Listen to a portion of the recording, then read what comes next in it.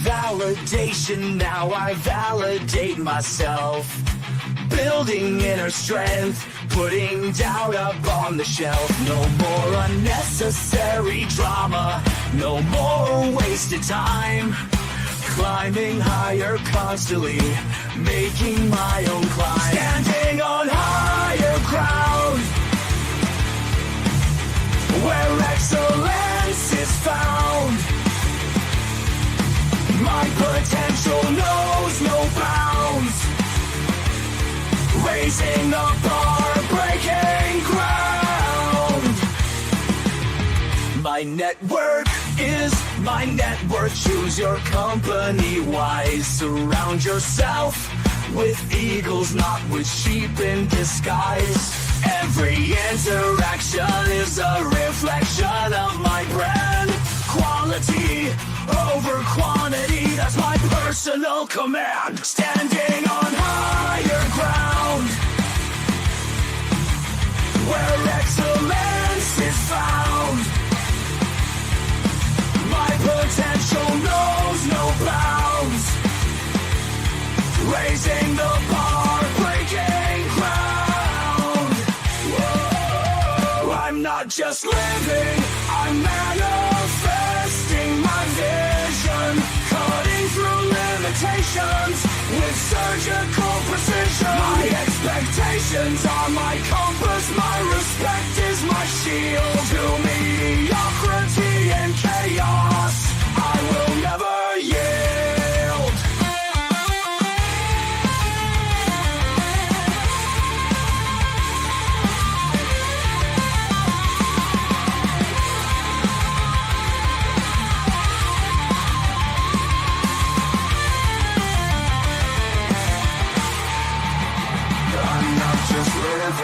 I'm manifesting my vision, cutting through limitations with surgical precision. My expectations are my compass, my respect is my shield. To mediocrity and chaos, I will never yield.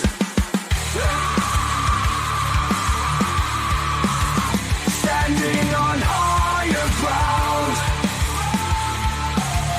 where excellence is found. My potential knows no bounds. Raising the bar, breaking ground.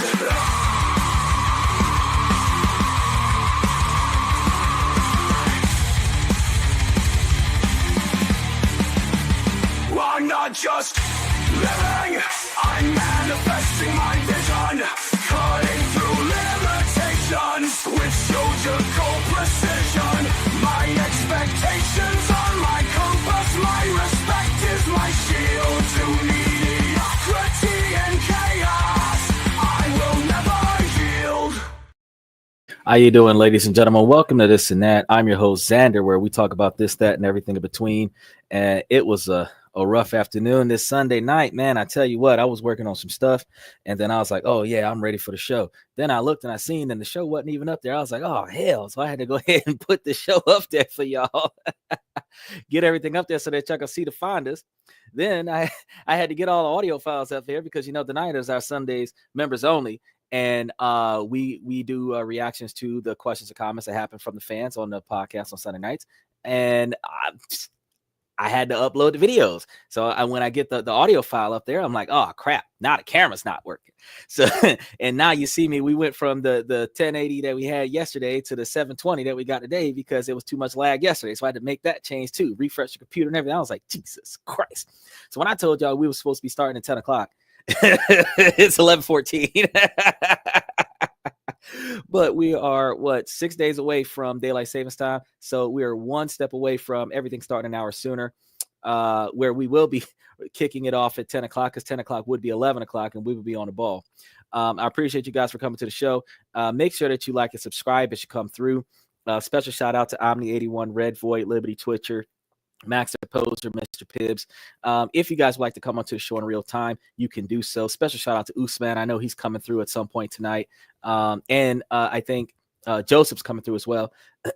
If you guys would like to drop some comments in there, you can click that link, approve the mic, approve the camera, come on in real time. Prefer that you're over the age of 18. Keep your comments appropriate. If you're not over the age of 18, or if you just don't want to be seen on the thing, you can turn off your camera and be an audio file. But if you prefer not to, that's fine. You can leave your comments in the comment section. Make sure you check out the membership. And remember that we are live 7 nights a week, that we do not let the sun rise without airing the show one way or another. So if I'm not dead or in jail, you're going to see me right here every day of the week. Because there's got to be situations beyond my control that will stop me from going live every night. We might start late. We operate on CP time from time to time, but we are going live every night of the week. And we typically bring you guys a lot of knowledge. We're talking about business, politics, finance. We talk about everything else in addition to business, politics, and finance. We do a lot of social interaction, social improvement, personal improvement, relationship improvement, Thursday, Friday, Saturday, and then whatever happens on Sunday. So you've got a plethora of information, but I'm always giving you guys something new, coming from different perspectives, and always touching on just a little bit more knowledge. Keep in mind that we're supposed to be talking about investing in some of the companies in England on Wednesday. We're supposed to be talking about some of the changes that's happening with the Trump cabinet on Monday. There is some financial discussions that we're going to be happening on Tuesday, because Monday, Tuesday, and Wednesday we talk about money. And then the rest of the week is semi-mapped out. So definitely check it out as things improve. So let's get started with today's questions and comments from the fans. I am going to try this because I know that it doesn't always work out for us when we try to do this, but we're going to try to do this. Let's see if it allows us to hear the audio file. That's what I had earlier with the sound, because I wanted to make sure that I could hear what was going on, to make sure that you can hear it too, because when I be trying to put it up there, for some reason, it doesn't let me where y'all can hear it too. All right, let's give it a shot. Let's give it a shot.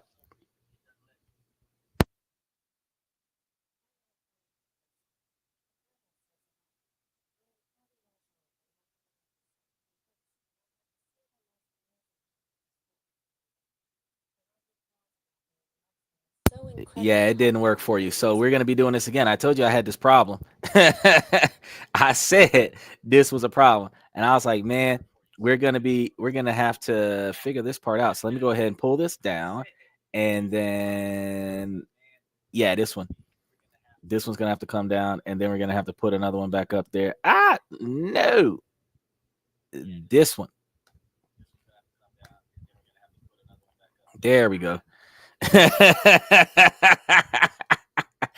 All right. So let's get it in there.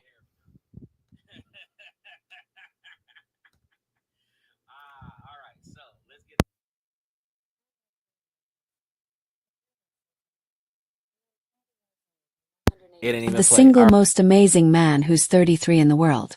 The way he cares about me and loves me is so incredibly heartwarming that it makes me cry sometimes.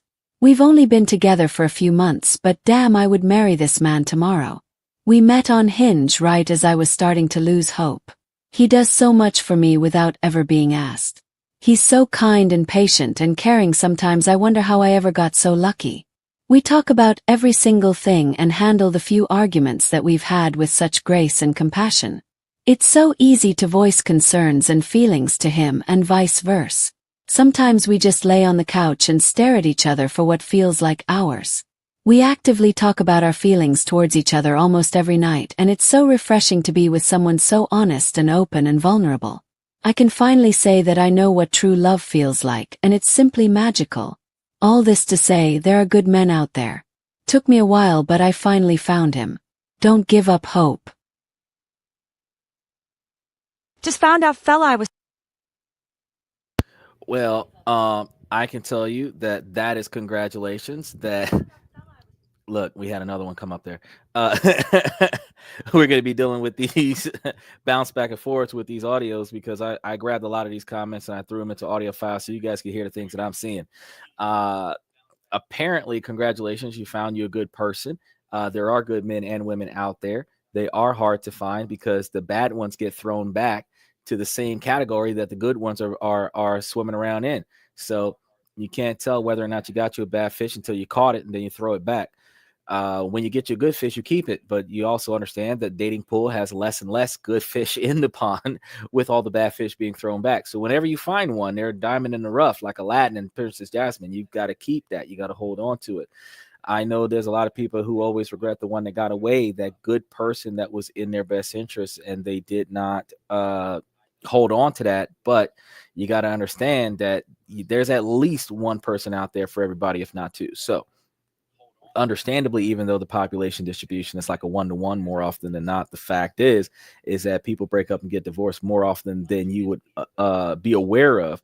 And the ideology that relationships are lasting 1 year, 5 months, 6 days, you're in 2 relationships every 3 years on average, 2 long-term relationships every 3 years on average. So out of a 10-year span, you would have had probably 6 or 7 relationships in 10 years time. So you can find, if not the person that was right for you back then, you might find a person that's better for you now, because one of the biggest issues that we have with dating is that we will find a person that is right for our right now, even though right now we're not where we want to be. We're just trying to find somebody in the moment as we are still improving to who we ascribe to be. Now, in doing so, if you don't find a person that's ambitious and willing to grow, and that person is satisfied where he or she is, you will come to find out that you will outgrow that person, and your relationship will be torn, because you are in a situation where you don't want to lose the person, but you also do not want to stay where you are. And when you are in that tough call, I've got a couple of things I could tell you, but you're not going to like any of them, because you're either going to give up on your advancements of yourself in order to stick with the person that you don't want to leave, or you're going to leave the person that you don't want to leave in order for you not to plateau with your success. That's kind of the only 2 choices that you have. If you've got a person that's down for whatever, that's willing to ride with you no matter what, then you have the kind of person that, even if that wasn't their aspirations, if that's going to make you successful, they will go with your flow, and then they'll make it work for themselves. And those individuals would be more successful for you. But unfortunately, yeah, exactly. You hinder yourself by hanging on to something that's not good for you. So special shout out to Rev Chap 76, first time on the show. But definitely, yeah, you're not supposed to put yourself on hold, but you're also not supposed to expect your partner to put his or herself on hold. So it's kind of a scenario where you have to try to rationalize that in the beginning, the first few dates, to find out what their aspirations are, what they would like to do with their life, their end goal, their retirement plan, their financial investment goals, and then you have to advocate for yours, so that they know what you're trying to do with your life, and you know what they're trying to do with their life, and then you guys decide whether or not you guys can make a life together. You dating somebody because she's attractive, or she's dating somebody because he's got money, it's not going to lead where you wanted to go, because you could be dating somebody that doesn't want kids and you want kids, and that's going to have a fallout once the desire to get pregnant becomes mandatory. You're going to have the people who don't want kids when the desire for abortion becomes mandatory. You've got all of these issues that you have to work out. And we've been talking about it for the last 3 days on the show, that if you're not paying attention to their priorities and your priorities in the beginning, it is harder for you to try to iron these things out in the back end, because your personal perspective, your priorities, your expectations, your values, they're not going to change because you're in this relationship. You're either going to have a conflict of interest, or it's going to mesh, but it's not going to be a scenario where you're going to have a difference in beliefs and you're still good at the same time. You're gonna have to find common ground, and if you don't find common ground, you're gonna have conflict. Now, some people are used to toxic relationships; they're used to the chaos, and if they're used to that chaos, they might be used to battling it out and winning an argument and stuff to that effect. But that's not a healthy relationship, no matter how long it lasts. You want a peaceful, healthy relationship, and most men are looking for a woman that brings them peace, not chaos. And a lot of the men that are considered good men, ascribe to that piece to the magnitude where they stay single because it is more problematic to not be single. There are some women that also feel the same way, that they ascribe to be single because it's less problematic to be single. But everyone still has that desire and that longing to have a lifelong companion. You're not going to be able to find that lifelong companion unless you put in the effort to change for the betterment of the other person. And until you put in that betterment, that change for the betterment of the other person, and they do the same for you, you're not going to find that equal footing. Rev said, I'm looking to remarry, and I'm going through a tough time trying to find the right woman. Oh yeah, bro, you're going to have a hard time. The older we get, the harder it becomes. What we were willing to accept when we were younger, our standards were lower as men. Here over the past 2 or 3 years, men have grown higher self-worth and higher self-value, and now are holding women to the responsibility of showing what they bring to the table.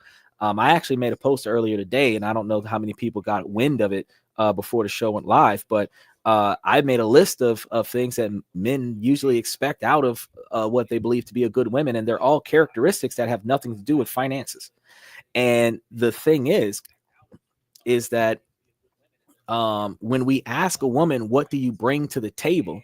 I have to specifically tell them, ladies, what do you bring to the table beyond sex, your choice in career, and your level of education? Because sex is supposed to be guaranteed in a relationship the same way financial providing is supposed to be guaranteed in a relationship. Your career choice does not have anything to do with the man's obligation to provide. So he's not looking at your money and your level of education. You have to be above dumb in order to have enough street smarts to get through the situation. You don't have to have a college degree in order to be functional in life. You could be a high school dropout and be functional in life, as long as you and I can make a plan together to work this out where we're not suffering. That is what we're looking for the most part. So your education and your job choice and whether or not you have sex with a guy are not the deciding factors of what makes you valuable as a woman in a relationship. So besides that, what do you ladies bring to the table? Now, I had 2 women in 3 years say emotional support. So that's one thing.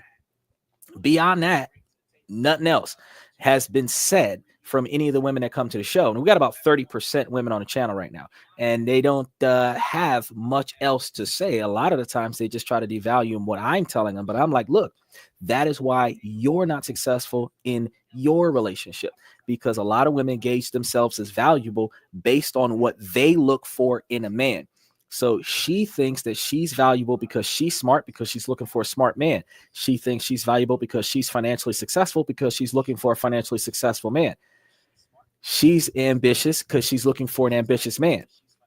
But a man is looking for a partner. She's not willing to be a partner. She's looking for an individual that is going to back her up, but he needs a woman that's going to back him up. She's not willing to back him up. Those types of decisions make it hard for you to be chosen. And at 35, 40, 50 years old, ladies, y'all are going to have a harder time finding a man in your age group, because you got the little horny toads that are 18 and 25. They'll hook up with an older woman, 30, 40, 50 years old. They'll hook up with an older woman, no problem. But that's not a long-term commitment. That's friends with benefits. That's sleeping around. You're not finding that lifelong partner that way. The man that you're looking for, that's 30, 50, in that area, 60, 40, 45, you're looking for the guy that's financially successful, where it took 3/4 of his life to make himself financially successful. That guy, he's not interested in a woman that's in his age group, because the majority of women that are over the age of 25 know what they want, not willing to change, has set standards and expectations that the man is supposed to meet, but will not meet any set standards from the man, because they expect that man to accept her for who she is, flaws and all. But he is not allowed to be flawed. He has to meet her entire expectation. Otherwise, he will be replaced. And I'm going to be honest with you. There's not much that we can do as men, because we teach each other generationally. We already know what women want. Young boys are told, you're not ready to date. You can't afford to pay for her. You can't afford to take care of her if she has kids. You're not ready to sleep around, because if you can't afford to take care of her baby, you can't be swinging that thing around. We teach the young boys. We teach them that you're supposed to be responsible. We teach them that you're supposed to be leaders. You're supposed to be protectors and providers. Some of us go the extra mile and teach them the chivalry that is taken for granted in our society and Western culture. But the difference is, on the other side of the fence, all of the women are teaching all of the other women, you can be single, you don't need no man, a man has no value in a woman's life. But the women still want a man after fulfilling the masculine role. And then the biggest issue is that if she is in the masculine role and he's looking for a woman in the feminine role, that's why, Rev, you're having a problem with finding a good woman, because most of the women are overly masculine. They meet all of the criteria of being the perfect husband, but they're not wives. They're not wife material. They're alpha boss ladies. They're highly successful, but we're not looking for a highly successful alpha boss lady. We're looking for a partner in life. We're looking for somebody that's going to back us up with the shit that we're trying to do. And you have to understand that men actually, make sure you guys like and subscribe too.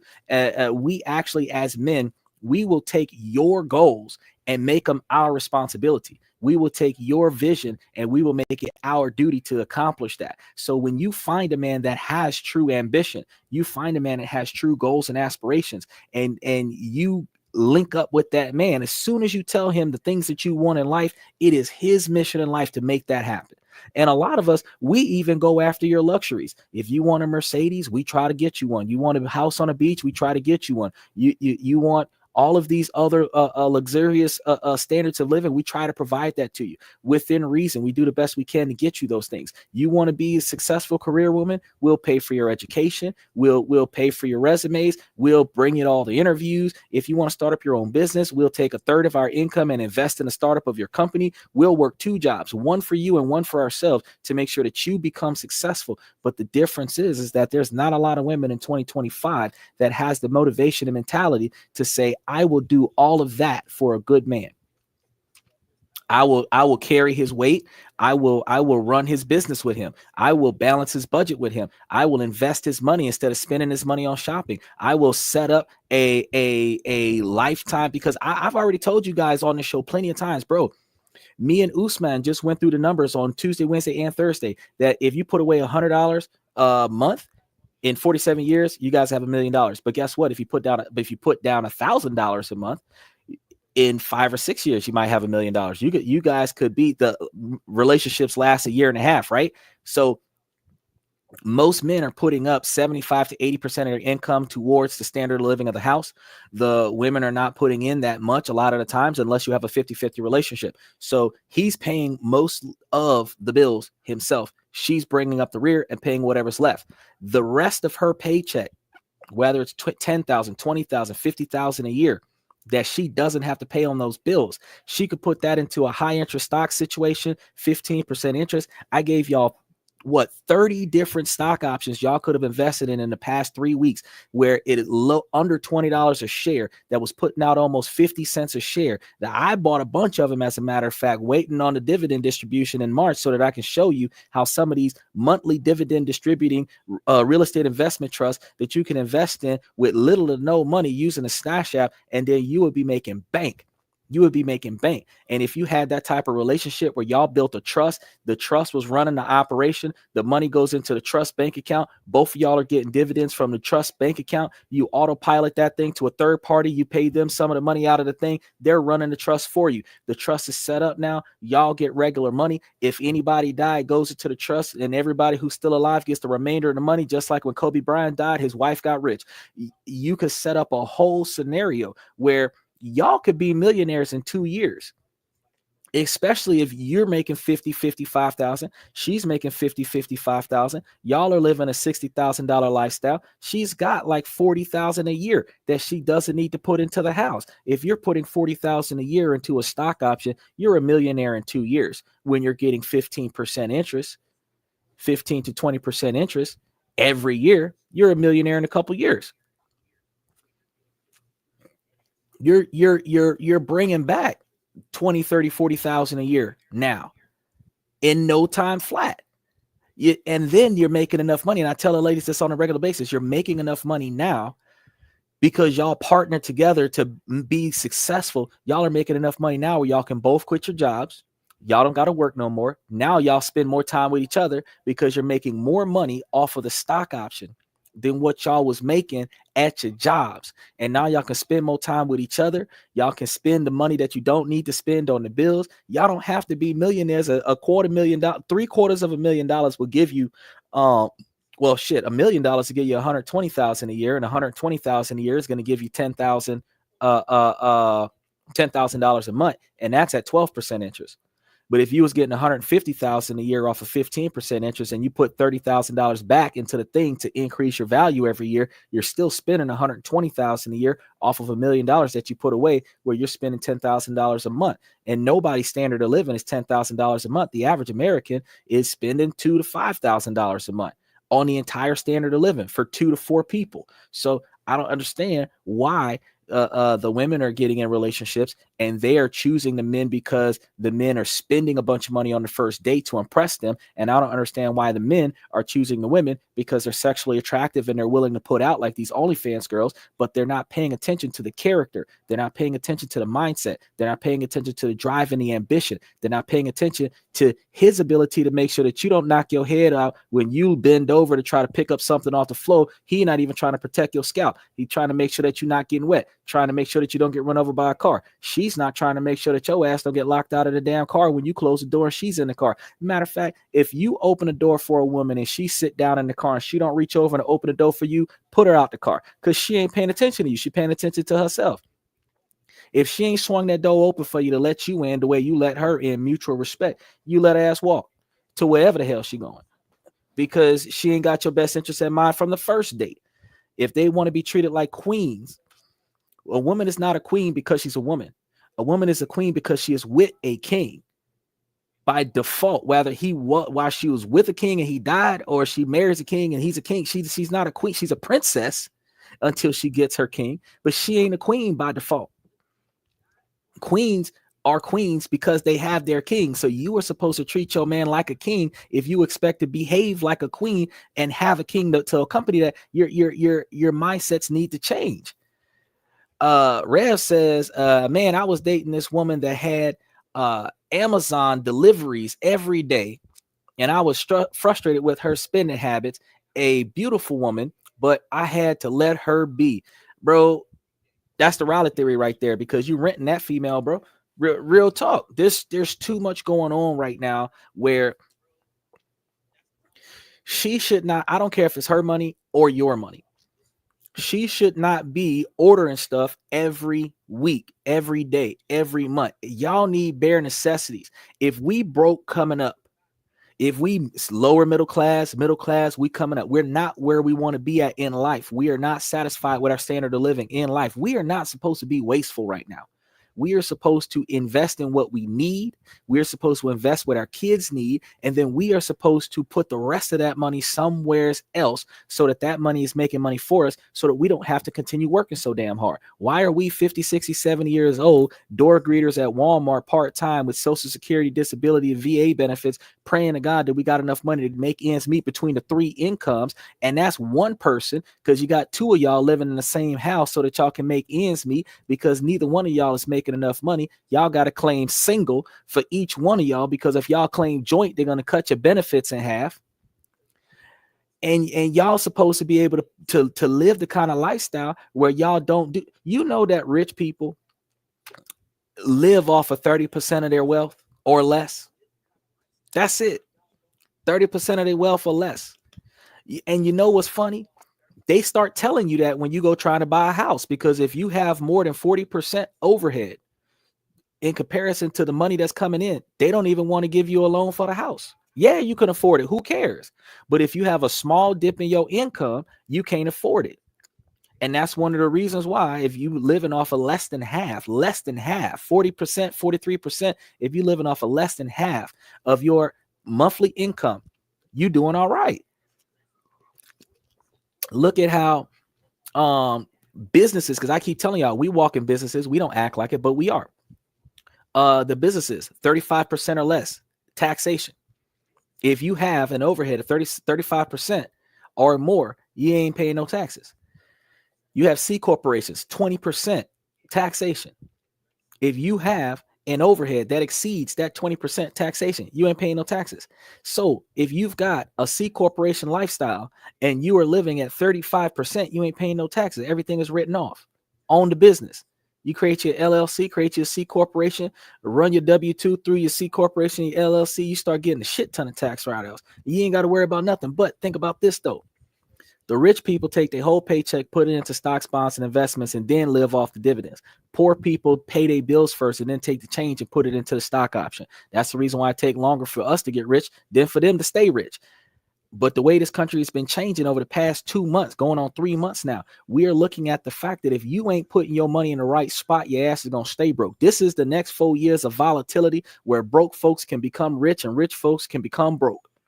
And if we don't take advantage of this, we are going to be sitting in a situation where we're going to be disappointed in 5 years.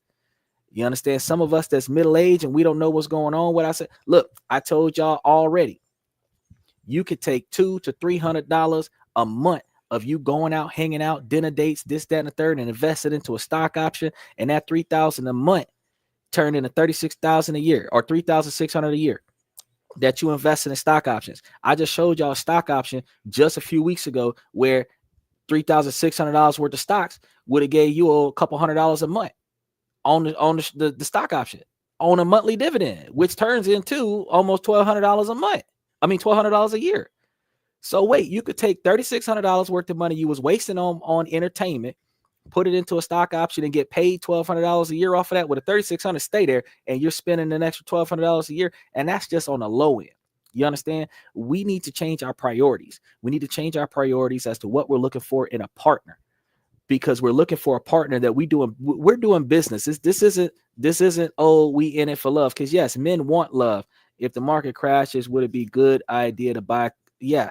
If the market crashes, you got to let it hit rock bottom first and then buy everything, because people are going to sell when the market crash. And then after the market crash, once it hits rock bottom, you buy everything, buy all of it. And then when the market get back to normal, you're going to be at top dollar. That's what happened with Bitcoin. When it dropped all the way down to 20,000, everybody bought into it. Now it's over 100,000. Everybody got 80 grand off of that. I told y'all in March and April, I told y'all to invest in it in 23. Y'all didn't listen. I told y'all in 24, I said invest in it. Y'all didn't listen. Then when it spiked in November, I said, I told you so. Then it hit 95. Now y'all sitting there looking stupid, trying to get in on it now. You should have been in it before the wave started. Don't nobody want to listen. Now, what else was I saying? I was sitting over here telling y'all, no, I'm not doing that. I got people hitting me up all over the place. We got a few more comments up here that you guys got to listen to, but we got to change our perspectives, because this is a business. I know that men want love. We want companionship. We control the companionship. They control the sex. They're looking for financial stability.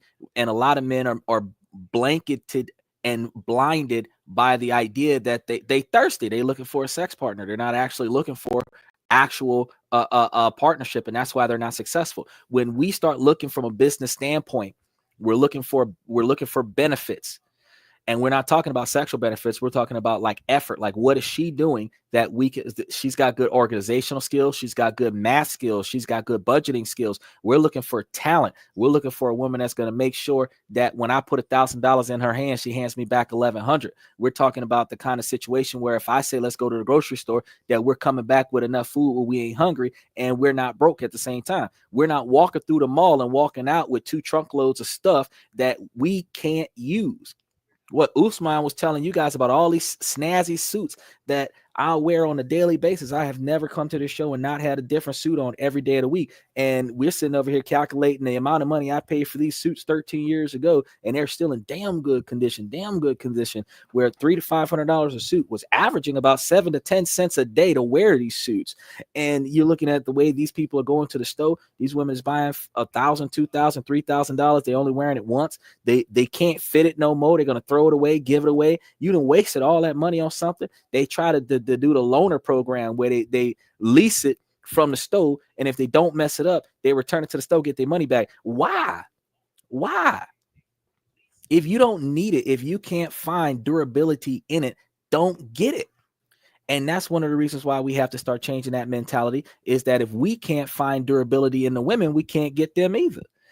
Because ladies, y'all got a set standard. Y'all want a man with financial stability. You're looking at 100,000 or more, and it makes sense to want that. But why are you looking for a man that's making 100,000 a year when a woman with 55,000 and a man with 55,000 is making 110?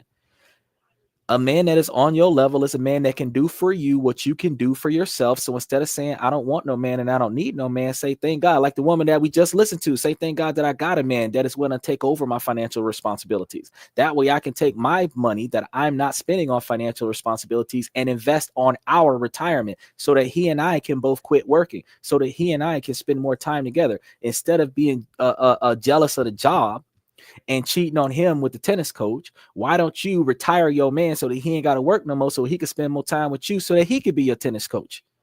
You feel me? Why can't you be like Michelle Obama when she put all that effort into making Obama president so that she could take over the social justice system that she worked for? Being the first lady, she could control it from the top down instead of trying to fight from the bottom up as a female. And all she had to do was make her man successful so that she could be successful in her career choice. If y'all stop being frontline selfish and start being backhand supportive, you would be able to support behind every strong man as a strong woman. If you support his success trickles down onto you. So like we tell y'all ladies, you looking for a generous man, get that out your bio. It make no damn sense because any good man is going to be generous. You're looking to travel around the world, get that out your bio because any good man can afford it, gonna take you places. So this stuff is guaranteed. You notice not now man got in their bio that they looking for a good sex partner. She got to be good in bed. Ain't now man got that in his profile. None. Why? Because it's expected. It's guaranteed. It's like if she's a good woman, I'm going to get what I'm looking for in the sheets. You know what I mean? So what we're looking for is not that. We're looking for everything else after that's done because average man, that's just 3 to 5 minutes anyway. Most of us can probably run 45 minutes to an hour, and some of y'all got to take pills to get it that long. And fact is that when that exercise, that cardio, because a man is doing most of the work in that situation, when the cardio is over and we finish sweating and we go take a shower, what value do you have? Because we flip the script, ladies. And then we put the men on blast and we say, well, okay, when the nice behavior is put on hold because times is hard. Well, how does the man come to the table? How does the man bring the value? The man brings the value because he's going to put in extra money at work or put in extra time at work, put extra money into the house. He's going to fix the stuff. He's going to pay to replace the stuff. He's going to buy new things. Like if he got one car and you walk it, he's going to give you a car and buy another car, or he'll buy a new car, give you the new car, keep the old car. He said, we thinking about money after. Exactly. After sex, we thinking about money. We thinking about bills. We thinking about responsibility. She's thinking about what she gonna buy for herself. If you're the average woman today in 2025, if you give her some cash, she already know what she gonna pay for. I didn't already ask a lot of people, hey, if somebody put between $100,000 and $1 million in your pocket, what would you do with it? I know that everybody that hears that question, except me so far, has already planned out 5, 10, 12 things they're going to buy, 5 or 10, 20 things they're going to do for some other person. They're going to catch up other people's bills, pay back debt, pay off their student loans, buy a nice house, buy nice cars, get their girlfriend something nice, get their wife something nice, get their girlfriend and their wife something nice. Get their children something nice, take care of their mom and their auntie, their sister, their cousin, their best friend, their homeboy from way back when, but don't nobody ever say, man, I'm gonna invest that shit. I'm gonna invest that money and I'm gonna live on the profits of that. Where you could have still done all of that stuff, but you would have been doing all of that stuff with the profits. If you put $1 million up somewhere, special shout out to Max Opposer. If you put all of that money up there and then you let it stay there and then the residuals is coming down, the residuals will be able to cover all of that stuff anyway. The only difference is, and this is a mindset that most folks don't know, and this is a broke mindset that people have, and that's why they don't know this stuff, is that something, if you spend the principal is gone. So no matter how much money you get, if you spend that, it's gone. Now you got to go back out and go get some more. But if you invest that and only spend the interest given to you because you invested that, the principal is always there. So the money keeps coming. And if the money keep coming, guess what you don't have to do anymore? Work for it. That's what we're trying to get. So when you guys follow this and that, when we talk about this, that, and everything in between, we be talking about everything up in here: the bad decisions, the good decisions, the different perspective decisions, how to invest, where to invest, what to look for, offshore investments, onshore investments, international investments, traveling the world investing. If you can get paid off with a computer, all you need is internet and power, and you're good. And you don't even need regular power. You can use solar power, and you're good. And you would be able to live the life that you want to live anywhere in the world. You be at home with your family instead of being annoyed by employees that don't work as good as you. You getting pissed off because you're blamed for somebody else's fuck up. Then when you come home, your partner is fussing and cussing and yelling at you because they not satisfied with the situation. And it ain't your fault because you ain't been there all goddamn day, but because they ain't got nobody else to bitch at. They bitching at you. Now you got two fights on your hand. You got the fight at work and then you got the fight at the house. When do you get peace? If we're not working towards building up peace, men, we are falling off. And this is why I tell you guys, we got to start thinking about something different, the way we do what we do. So special shout out to the lady with the first comment who was talking about how she got a valuable man and she gonna hold on to him, because not a lot of women do that. A lot of women get a good man and they complain about him. And instead of them complaining about him, he said, bro, you spitting facts. I do this 7 days a week. 10 o'clock Central Standard Time, 11 o'clock Eastern Time, 7 o'clock California time. I do this 7 days a week. Sometimes we start a little bit late because we got some technical difficulties, and I run this thing by my lonesome. So I got to deal with all of the behind the scenes stuff for you guys to make sure that everything that y'all need to find, and I do my own research on this. So the knowledge I bring to y'all, this is backed by facts. This isn't even my own personal concept. This isn't even my own personal perspective. I do a different show about a different topic every day of the week. 3 days out the week, we got to talk about making extra money for ourselves, because we can't just sit here and bitch about being broke. We got to do something about it. Then 3 days out the week, we talk about improving how we behave, first person accountability, how we allow people around us to behave, first person accountability, and how we allow ourselves to be impacted by other people's behavior, first person accountability, right? Then we start talking about how we're going to treat each other, how we're going to treat them in respect on how they're going to treat us. See what I'm saying? And after that, then we have our Sundays.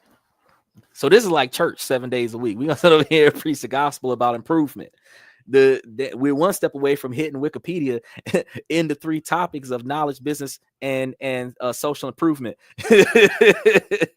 But they are definitely tagged on the show as Wikipedia links. And I was like, wow, I can't believe they hit us like that. But we trended on it. We're a small podcast, completely underrated, because this isn't a red pill podcast. This isn't a blue pill podcast. We ain't sitting over here saying that women are the problem. We ain't sitting over here trying to say that men are all that in a bag of chips. What we're saying is that the reason why the bottom 99% of society is disappointed with the partners that we have and the choices that we have to choose from is because we've been making the wrong choice for so long, and we have accepted the fact that the choices are not favorable for us instead of making changes.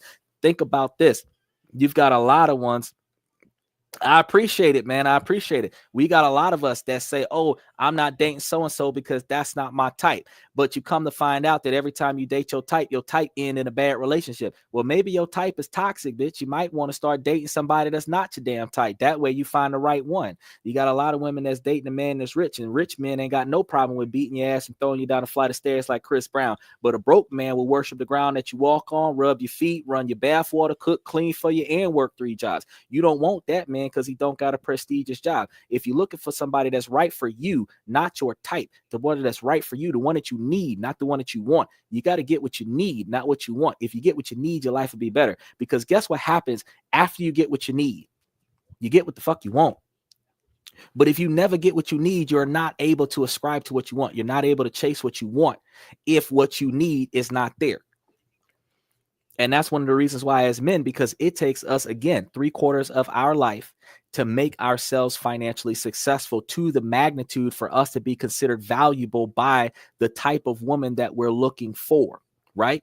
Now, the problem is that once we get there, like it took Tesla 5 years to make the damn Cybertruck, they're still going to do a financial credit check on you and a financial background check on you to see if you can afford the car. They're not just going to give it to you on principle because they made it. They finally made it. No, you still got to show them that you can afford it. Likewise, in our lives, we work 3/4 of our life to be the success that we are, for her to say, that's the man that I want. Now, she has to show how much she is worth to that man. If you're getting what you want, I got to be getting what I want too. And it make no dang sense that she's getting what she want and I ain't getting shit. But most men are allowing themselves with that happy wife, happy life mentality, talking about some, oh, it's okay. As long as she's happy, it's good. No. Happy wife, happy life means that you're miserable, but she ain't bitching. That's what that means. And that's not good for you. Men have man caves because they hide from the chaos. That's not good. Your whole house is supposed to be your damn man cave. You should be able to do whatever you want to do in the living room, where your wife and your kids should be able to come up in there and join you. And if you can't do it with your family, you're not supposed to be doing it. So those guys that are like, oh, well, what about such and such that's not kid friendly? Well, if you are a father, you're not supposed to be doing shit that's not kid friendly. You're not supposed to be doing stuff that's dangerous. You're not supposed to be doing stuff that will negatively impact your health and shorten your lifespan, where you won't be able to watch your kids grow up. You're not supposed to be doing stuff that your children cannot emulate and replicate and improve on and become better people than what you were. So if you're doing something in the garage or you're doing something in the basement that you will be embarrassed for your kids to find out about, you need to cut that shit out. If you can't do it in the living room in front of your kids, you can't do that shit. You can't do it in front of your wife. You can't do that shit. You can't do that in front of your girlfriend. You can't do that shit. Women want transparency. Women want transparency because they're insecure. Women do not have faith in men to be loyal because women do not want to meet the expectations of a man. If a woman met the expectations of a man, she would not have to worry about him cheating. If I got everything that I want at home, I ain't got no reason to go nowhere else. I do not eat out because I got good cooking at my house. But if I ain't got good cooking at my house, I'm eating out all the goddamn time with a cooked meal at my house. Yeah, I'm going to eat what's at my house when I get home, but I'm going to eat something better before I get home. Now, think about this, ladies, because when people get cheated on, it's both sides of the fence. When men get cheated on, when women get cheated on, it's something that you didn't contribute to the other person that compelled them to go outside of the relationship and find what they was looking for. Sometimes it's unrealistic expectations, but it's sometimes the partner that's being cheated on failed to meet the basic needs of the partner doing the cheating. That's the reason why there's some damn cheating. It ain't because that person is a bastard for cheating. It's because that person had needs that he or she was not getting from their relationship, and they started chasing that need outside of that relationship. God forbid they accidentally stumble across it at a Starbucks. All of a sudden, it's an affair. I don't know what happened. But you got to realize that if you meet the needs of your partner, which means you got to go find out what they are. Ladies, men spend all of this time, the first 5 years of the relationship, asking you, what do you want? What do you need? What do you like? What do you don't like? What can I do to make you happier? What can I do to make you smile? What can I do to make you stop crying? If you ask them questions to a man, he'll tell you what the fuck he want. Now, one of the things that women don't do is women don't want to be told what to do. But ladies, men are an open book. All sensitivity aside, you would not have to GPS his phone because you know where the fuck he at, because he gonna tell you. You ain't got to stalk him because you know what he gonna be doing. He gonna tell you. And then he gonna tell you what to do so that when he get back, the shit's done. But a lot of women don't want to listen to that stuff. A lot of women want to do their own thing. They want to be in control of their own life. And then they want to come back and have their man spoil them. Sweetheart, we spoil children, but children listen. Children follow instructions. Children do what they're told. You are an adult. I'm not supposed to spoil you. And if I'm going to spoil you, when the fuck are you going to spoil me? Nah, Rev said they say married women are cheating the most these days. What? No, that's not true. That's not true. You want to know why, Rev? The reason why married women are not cheating the most is because she was cheating on your ass before you married her. She ain't started cheating after y'all got married. She was cheating before you got married. You just didn't catch her. That's what happened. Statistically, she was in the marriage when she got caught. But look at how long them relationships were. Rev, look at how long them relationships were. Think about it like this. Women have emotional connections with men 5, 10, 20 years. Eventually, she decided to sleep with his ass. She was emotionally cheating on you the whole time y'all was dating. Y'all was talking to one another. Y'all got married. Then y'all started having arguments. Now that y'all not getting along no more, now she over here telling her male friend what's going on. Male friend console her, whoop de whoop de whoop. All of a sudden, you got an affair. Now, the male friend is giving her the emotional comfort that she's not getting while she beefing with you in the marriage. So she bringing you to fight. She bringing him to sex. That's where the affair come from. It ain't just out of the blue. It's harder for a woman to put her emotions somewhere else. Sex ain't accidents. Women are emotional. Men are physical. Men can swing sex like it ain't nothing. A man can love you to death and sleep with 5 women in front of you and not say nothing. Women are emotional. So for a woman to have a relationship outside of the marriage, that's because her heart left the relationship. It might come back eventually, or she might just recognize that she's about to lose all of the resources that you invested in for her, and she's going to cut that shit out so that you don't divorce her and take all your shit. But either way, she is completely detached from the relationship while still married to you, and that's why she's having an affair with somebody else, because her heart is over there where she fucking that dude. Her heart ain't here with you, because if her heart was here with you, she wouldn't be sleeping with somebody else. So we got to understand that there's a difference here now. And there's a lot of times women don't want to understand that since women are irritable, and I understand it, you have a lot of things to be irritable about. Men do stupid shit, but you don't want to be bothered with that man 30 days out of the month.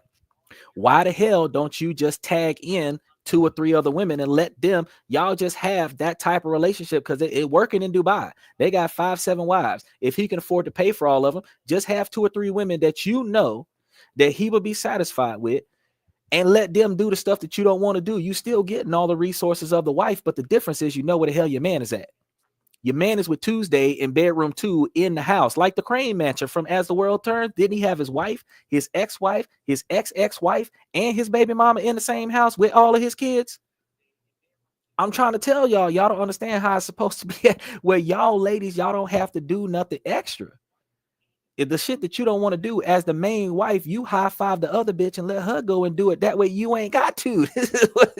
The reason why women are dealing with monogamy is because they bogarting all the resources to themselves, because most men are broke.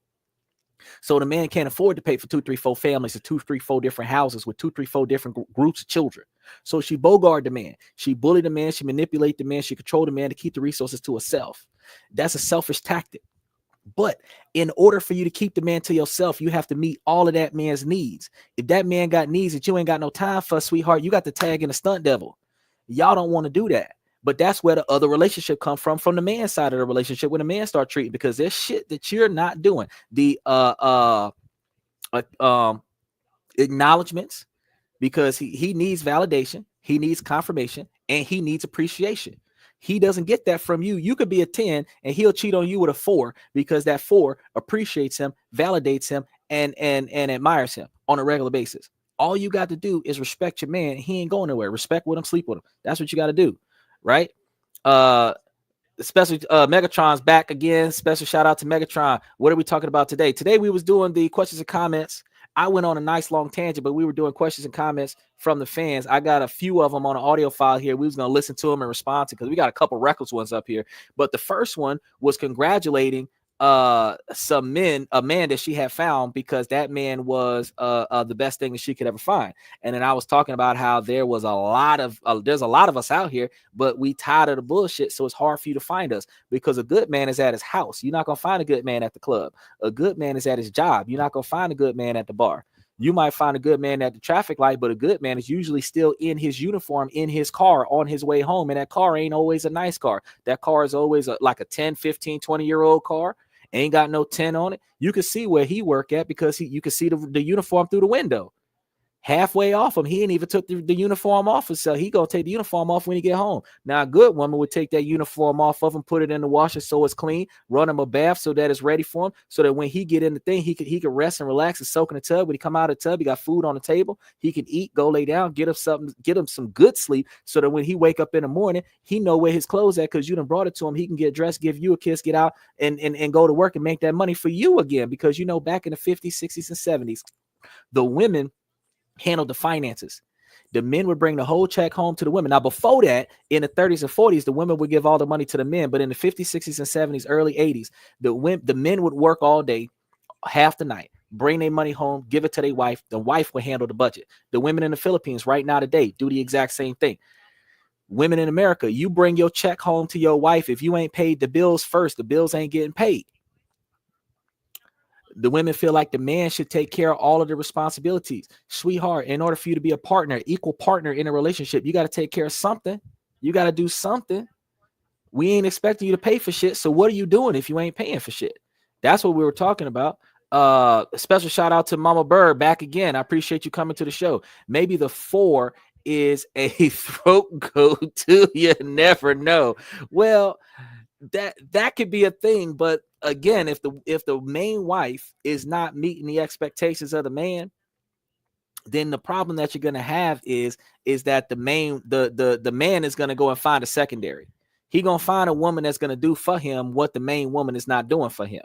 Now, the problem that we're going to have is because women are just as territorial as men are, just for more irresponsible reasons, is that once she finds out that he's got another woman on the side, she's going to start so much trouble that everybody is going to fail. Instead of her saying, shit, my income, his income, her income, I only got 1/3 of the bills that got to be paid for now. She ain't thinking like that. She ain't thinking of like a business merger. What she thinking is, oh, snap, this bitch gonna take all my money. This is my money. I done put effort into this man. I done gave him the best parts of my youth. All of what he got is mine. And then she gonna try to divorce him, take half of it, and walk away. Not one woman that comes to this podcast can tell me that they, honest to God, met a man when he was down, stayed with him for a couple years, left him, and he was better off when she left him than what he was when she found him. Not one woman can say it. Technically, he is going to be better off because when she left him, he had less shit to pay for. Because if he's paying for all of his needs and he's paying for all of her needs, and that's 40% more than what he could afford, once she walk out the door on him, his workload gets lighter because he has less financial burdens to deal with. And that's one of the reasons why the good men end up staying single, because instead of him spending his whole relationship stressing about how he cannot afford to meet her expectations and take care of the household without fucking up, and he is, as a man, cannot ask her for $1. So if she don't just throw the money into the pot, he ain't gonna ask her for it. He gonna rob Peter to pay Paul, borrow from his homeboy, go get it from Amscott, go get it from Western Union. He gonna call his family members, had them wire him the money. She got a whole fucking paycheck. She ain't put nothing into the game, not because she don't want to, because he's not gonna ask her to, right? But not now time. And she's going to say, fuck, my man is stressed out every day. He frustrated every day. He pissed off every day. And I ain't got nothing to do with it. Let me help him stop being stressful. What do you need me to do to make your stress less? Ladies, if y'all take anything from tonight's show, I need to put it on a shirt. What do I need to do to make your stress less? Ladies, if y'all live that lifestyle right there, I guarantee you'll find you a good man, because not now man is going to tell you sex. He going to roll out a whole damn scroll of chores, and 90% of them ain't even going to be in the damn house. Go to the mechanic shop, go get the car. Go to the mailbox and go get the mail. Go to the client and go close the deal. Go to the bank and work out the transaction that didn't go right. Set up the direct deposit, set up the auto pay.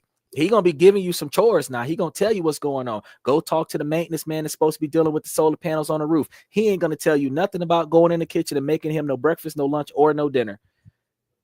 Real shit.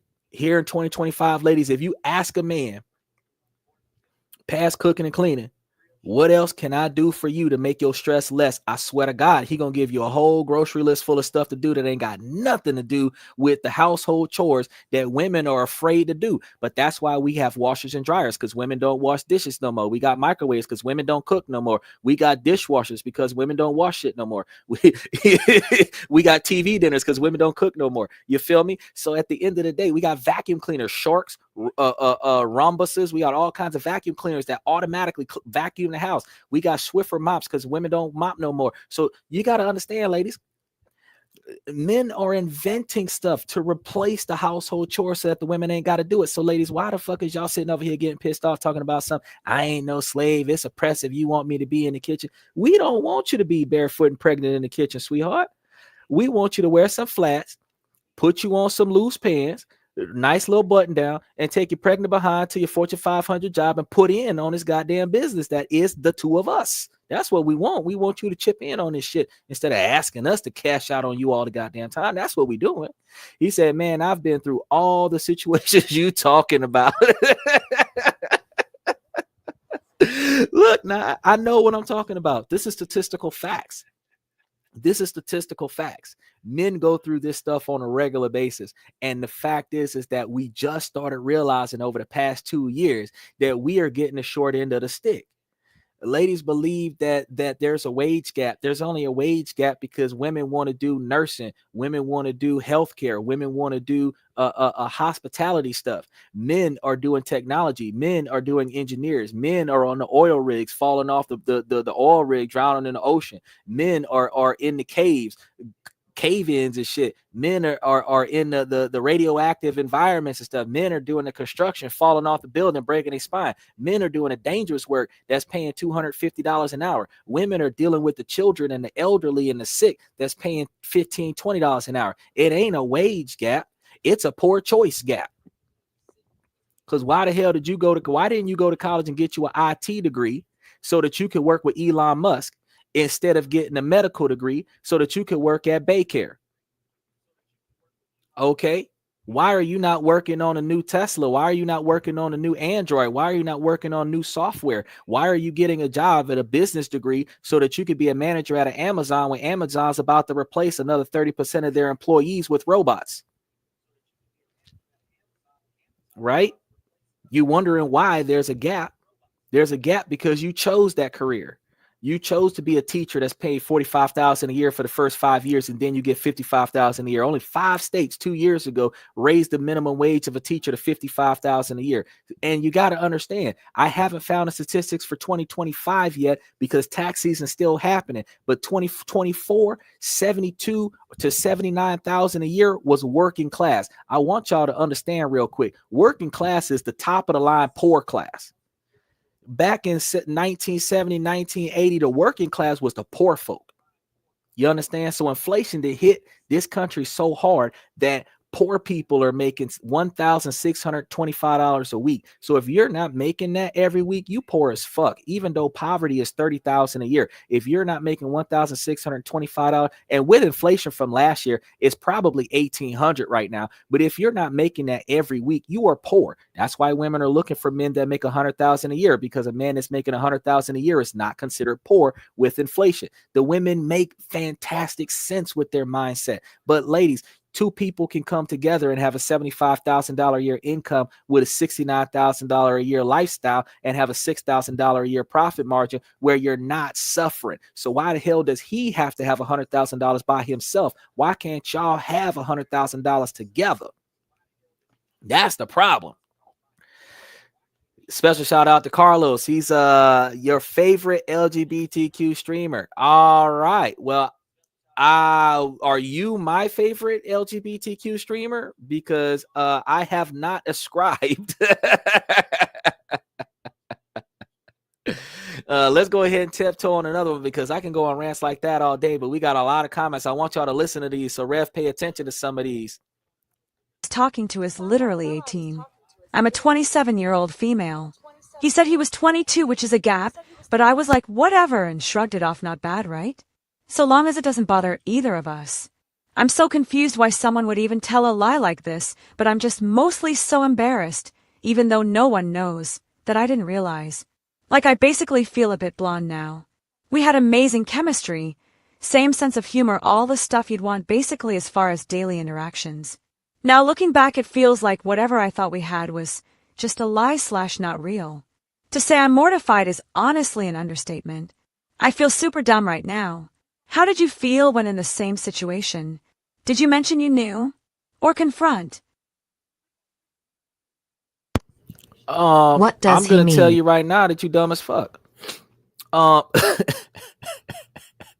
gonna tell you off the top of my head, you dumb as fuck. The reason being, if you found somebody who you mesh with, it don't matter what your age with. Rev, I'm gonna tell you right now, you want to find you a good woman, look for your 50% of your age plus 7, you're gonna find a girl that's good for you. I'm gonna tell you that right now because I'm about to go on this tangent real quick right here. She 27, he 18. He lying about him being 22 because he can't find him a good woman, because women are so superficially picky that they're not going to accept a man unless he meets all of the check boxes. So this man met 99% of her expectations, and the only epic fail that he had in her book was that he was like 5 or 6 years younger than her. That was the only fail that she had. It wasn't that he was too poor. It wasn't that he was too out of shape. It wasn't that he had too many baby mamas. It wasn't that he didn't have a good job. It was just the fact that he was a few years younger than her than she expected. Technically, because she thought he was 22 and she found out that he was 18. Technically, he was just 2 years younger than what she thought he was, but he's still legal. Why y'all being mad about that shit? If you found an 18-year-old with the mindset of a 24-year-old telling you that he's 22, yeah, you might feel like he lied to you and deceived you because he didn't tell you what his real age was. But Rev, how many women do you know tell you what their real age is? Because I can tell you right now, from what at my current age group, I'm 41. I can tell you right now that when I talk to women, I ask them what their age are. They either lie about it, or they tell me that you're not supposed to ask a lady what her age is. And I'm going to be honest with you. That's a damn lie. You always ask a lady what her age is, because your ass could be fine and 17 looking like you 30. And it make no goddamn difference, because they're going to lie about it, and they're insecure about their age. And the reason why they're insecure about their age, because a woman is valued on her age. That's why. The same way women put fake hair in their head because they believe that men want a woman with long hair. They put eyelashes because they believe that men want a woman with eyelashes. They put all that makeup on because they want a man want a woman with a certain skin complexion on. So they put all that makeup on. They got the waist trainer on, the boob lifter. They got the girder belt. They got the butt lifter. They got the spandex. That's why most of the women walking around with a camel toe in the front and the crack of their ass showing in the back, because that's what they believe that men are looking for. But they're attracting lust. They're not attracting a man that values her for her skill set, for her character, for her capabilities. They're just attracting sex partners, and they get them. The more sexually attractive you are, you call yourself cute. That's not cute. You're attracting sex. You're not attracting value. And that puts you in a compromising situation, because the man that you are talking to only want to get in your pants. Now, if you put on a loose fit outfit, you cover up, you stop showing off all your bare assets, they can't tell if you a 5 or a 7. That man is talking to you because you're smart. He's talking to you because you're capable. He's talking to you because you're willing to cooperate. He ain't talking to you because, oh yeah, I can sleep with her a few times. Now, the downside is that the women are valued based on their willingness to cooperate. But the other thing, and this is going to be an epic fail for women, and we can't really change this because societal primal urges are societal primal urges. We're not just down on women that are older because they're older. Some of us want to have children, and we want to have children with the woman that we're dating. We don't want to have children outside of the relationship that we have. Now, granted, a lot of men, the older that we get, the more children we have outside of the relationship we got right now. But the woman that we had children with the first time, we was hoping that we was going to keep that woman, and we just didn't. Right? Bad choices. But the next woman that we get, we're hoping that that woman is going to give us kids so that we have the wife and the kids all in the same household, right? Now, the older we get, we can still throw down on children. The only difference in a man's genetics is that if he's throwing out boys at a younger age, he might throw out more girls at an older age. If he's throwing out girls at a younger age, he might throw out boys at an older age. That's the only difference. He's still going to be able to throw them children out at 60, 70, 80 years old. But a woman is going to hit menopause, and she's not going to be able to throw them children out. So women don't want to say they 35, 45, 52. They're not willing to say that because they don't want to say that I got more miles on me than a Ford Geo Metro. They're not going to want to tell you that I got more miles on me than a DeLorean from back with Back to the Future. They're not going to tell you that, you know, I'm running 900,000+ miles. Another thing, a woman's purity. That's one of the reasons why they never tell you what their body count is. They don't feel comfortable with telling you what their body count is because they know that they're a hoe. Straight up. If she had a low body count, she would have no problem with telling you that she had a low body count. She got a high body count. She don't feel comfortable with talking about it because she a hoe. If she was sleeping with too many men, she knows she slept with too many men. She know that if she tell you how many men she slept with, that she know that you're going to say, I don't want to do this. Outside of you sleeping with her too, I don't want to do this. That's a problem. And that's why when a man asks, she don't feel comfortable with saying. But ladies will have no problem with asking a man, how much money do you make? How much money do you make? What kind of job do you have? Because women value men based on their financial status, based on the status of their career, and based on the resources that a man has. So she would judge him by the car that he drives, even though he can't do no better right now, the size house that he's in, how many people living in that house, what kind of career choice he got, whether he couldn't do no better or this is just what he liked to do, regardless of how much money it make. Because if it's a non-prestigious job like a garbage truck driver that makes $125,000 a year, she might not respect him enough to date him. Waffle House night shift manager makes $72,000 a year, so you can go date you somebody from Waffle House and they're making 7 figures, 6-7 figures. You know, McDonald's doing the same thing, $65,000 a year at McDonald's. Wendy's, Pizza Hut, Papa John's, the managers over there making $60,000-$70,000 a year. Like these fast food restaurants is paying good money. They're paying almost $25-$30 an hour, especially for the overnight workers. So, you know, but they'll look at that job and say, oh, that's not a prestigious job. Dropouts go there. She's not going to want to date him. She's going to want to date that Wall Street guy. She's going to want to date that guy that's working in a law firm, the guy that's working as a banker, the guy that's got to travel the world for his job. But that guy that's traveling the world for his job, probably dating his secretary. Which, side note, ladies, why do you think that a man marries you and then divorce you and marry his secretary? Not a lot of women think about this. I've talked about this to a few dozen men. Do you know that the secretary, the personal assistant to your husband, is doing everything that you don't want to do for your husband? That's why he ends up marrying her instead of you. And then this is the funny part. This is the funny part. And check, you might not have thought about this either, Rev. She doing everything, including keep you happy. And she getting paid by the hour to take care of your man. You are being paid for your entire standard of living, and you don't even feel like taking care of your man. We have a society right now where women will do what they say with their boss. A lot of times they got a male boss in certain industries, not because the industries are dominated by men. It's because women don't choose to work on those. Special shout out to Michael. Michael says, nobody talks to you. That's why you're running your mouth here. Well, I can understand that you feel a little bit petty. I got a lot of people over here talking to me right now, but a lot of people do a lot more listening than they do talking. But since you believe that I'm running my mouth, by all means, contradict me, because I love hecklers. Usually hecklers are lonely people that are bored and they like to troll podcasts so that they can try to devalue the podcast for the facts that typically they meet. Ain't got nothing to do with me, myself. Typically, you fit the shoe that I just laid out on the table.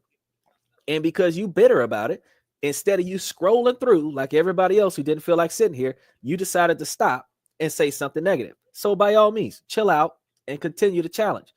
I had no problem with it. Now, as I was saying, as Michael or Michelle get their stuff together, special shout out to John Brown. Cash Patel. What's Cash Patel? Had something in my throat. I'm sitting over here like, ooh, Lord. But what I was saying, ladies, y'all spend more time following instructions from the man on the job. Then y'all go home to the man that will drop his life for you, and y'all won't do nothing that he say. Y'all understand that these men, these good men will take a bullet for you. These good men will get run over by a car for you. These good men will go to jail for you. And y'all don't respect these men enough. But y'all, a man that don't respect you, who just signs your paycheck, who fix your schedule, who will call you to come in and make his life easier. You got to leave your man at home so that you can go to work and make another man's life easier by the hour, minimum wage most of the time. And y'all will give it everything y'all got for the man that's paying your salary. And your salary ain't even paying your standard of living, because a man that's at your house is paying for your standard of living. You ain't got to give him no money. All you got to do is keep the money in your pocket. Take care of yourself, because y'all don't even invest it right now. And it's funny. It's funny. Why do y'all not value the man at the house over the man on the job? And what's up with the work husband? What you know about the work husband, Red? That Why these ladies these days got work husbands? If you ain't taking care of your husband at the house, you should not have a second man on the job. You should not be respecting another man outside of your relationship more than you respecting the man inside of your relationship. Because the man inside of your relationship is going to lay his whole life down for you. He spent 3/4 of his life making his life valuable for you so that you could be in there living the life of Riley off of his efforts, off of his coattails. Because this day in 2025, ladies, y'all are finding men that are the finished product. Y'all are not finding men that are the starting product. Y'all are not getting the mold, and y'all are not making them into something. Y'all are not grabbing the clay, and y'all are not turning them into nothing better. What y'all are doing is y'all are finding the finished product. So if it took him 3/4 of his life to make himself the standard of living that you are loving, and then you're going to tell me that you are not going to go back to the house and keep that man together. What the hell is wrong with y'all? That's why y'all can't keep a good man when you find one. That's the stuff that y'all don't realize. That stuff John got because they're pretty much all wholesale who's gotten way too uppity, thinning their boss bitches. Bro, I'm gonna tell you that's exactly the point. That's exactly the point. Fact is that the over heightened and overinflated ego, the gaslighting from social media, the unrealistic expectations that you get from looking attractive and having all the thirsty men buy stuff for you, give you stuff. You don't have to reciprocate. You build a life where you believe that as a boss bitch, you ain't got to do nothing. You ain't got to say nothing. And now you believe that you up there. And I'm sitting over here looking. That's not your personal life though. Your personal life is where your man is, where your son or your daughter is. Look at what Kamala Harris was doing during the campaign. They asked her, she went from talking about how ain't none of the kids in her marriage hers. That's her husband's kids. She married her husband. He already had kids. Go her, right? Nah, she went from that to pro women's rights. Fuck the men. She not even pro family. She was just pro women's rights. Women this, women that. But men on a regular basis, as soon as he starts thinking about he's going to be a family guy, that man is going to come out of left field and start talking about, I got to do X, Y, and Z for my daughter, my wife, my son, my mama, her daddy, her sister, her auntie. Men are talking about some, family this, family that. You ain't got, the man ain't sitting over here. The good men are not sitting over here talking about some, what about me? It's all about myself. No. We are conditioned to look out for the most effective way to take care of our family, have a little bit on the side to look out for ourselves.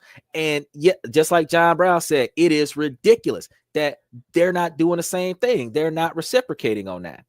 They're not reciprocating on that at all.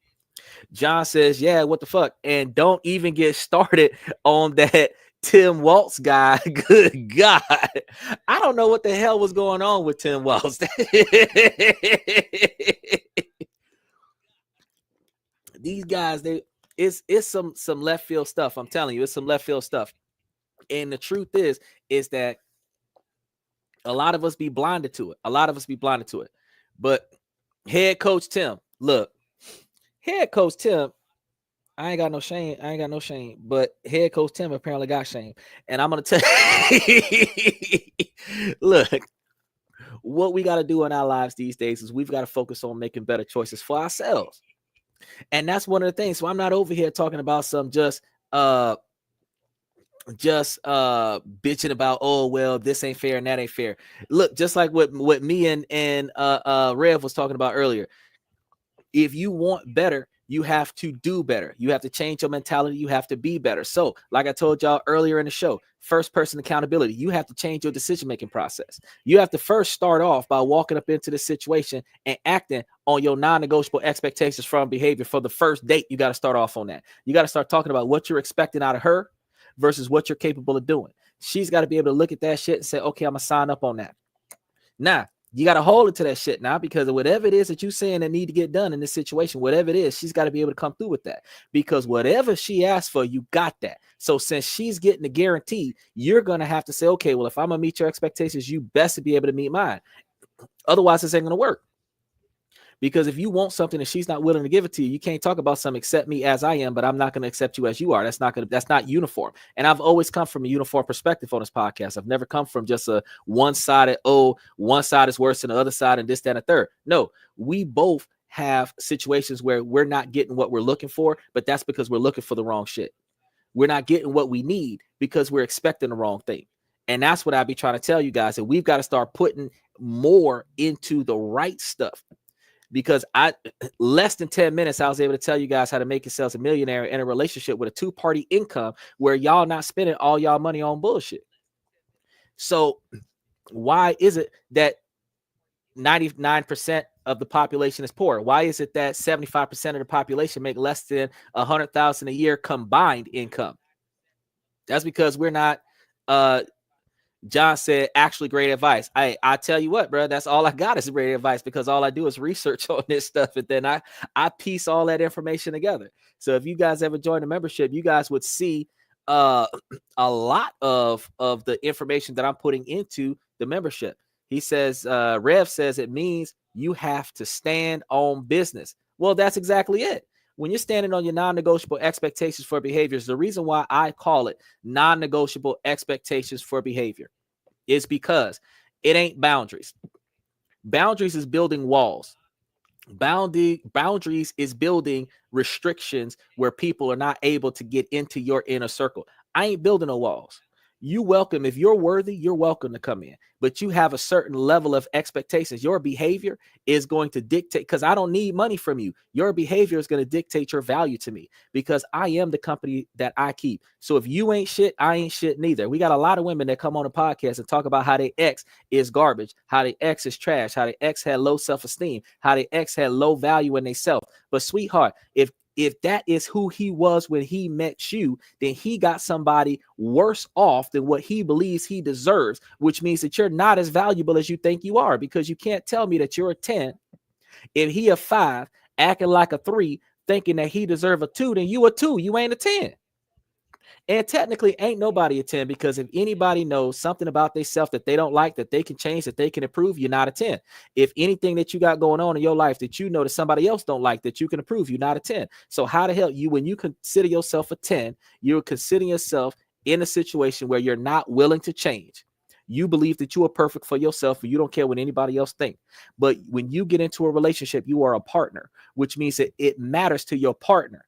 And how you are valued by your partner gauges your worth in the relationship. The same way how you value your partner gauges their worth in your relationship. Notice I ain't said, oh, she got to bow down to him or he got to bow down to her. I said, look, how he values you is based on how well you do, and how you value him is based on how well he do. So if he wants to be valuable in a relationship, he got to meet your standards. And if you want to be valuable in a relationship, you got to meet his. Now, John said, yeah, but I really, really love cheese curds. Bro, I love blue cheese. I love the little chunks of cheese that we could get with the wine when we're doing the book signings and stuff. But that don't change the fact that when the cheese curds stop, bro, you're not going to see nothing coming out of this situation if everybody ain't putting into the same pot. You're not going to see it. You're not going to see it. Let's go ahead and touch base with some of the other comments, because we got quite a few of them up here. I met a guy. We started talking to each other daily. Met twice. We kept on going for 4 months until I started noticing change in his behavior. I asked him so many times what's wrong. He said I'm busy. I made it clear 4 times that I'm looking for something serious, and he agreed that he don't want anything casual too. But he remained distant. Yesterday when I told him I'm hurting with his change towards me, he sent me this. There is nothing on my mind. I just feel you have started feeling about me in a manner I don't, and you are expecting something which I am continuously lagging at. And I am okay with you saying that out loud. But nothing has changed from my side towards you. I'm tired of losing people. I don't want him to go. To any man out there. Well, I got to tell you something. If both of y'all wanted a long-term serious relationship and he's doing everything that he can in this relationship, And the problem that you're having is that he's not meeting some kind of expectation. You're talking to him about how he's lacking. If you don't bring your expectations down to his capability level, he's not going to be able to achieve. Unrealistic expectations for behavior are going to sabotage your relationship. Unrealistic expectations. You have to be able to analyze your partner, know what he or she is capable of, and then hold them to that. You cannot sit there, and that's what you're learning the first 10, 20 dates of your relationship.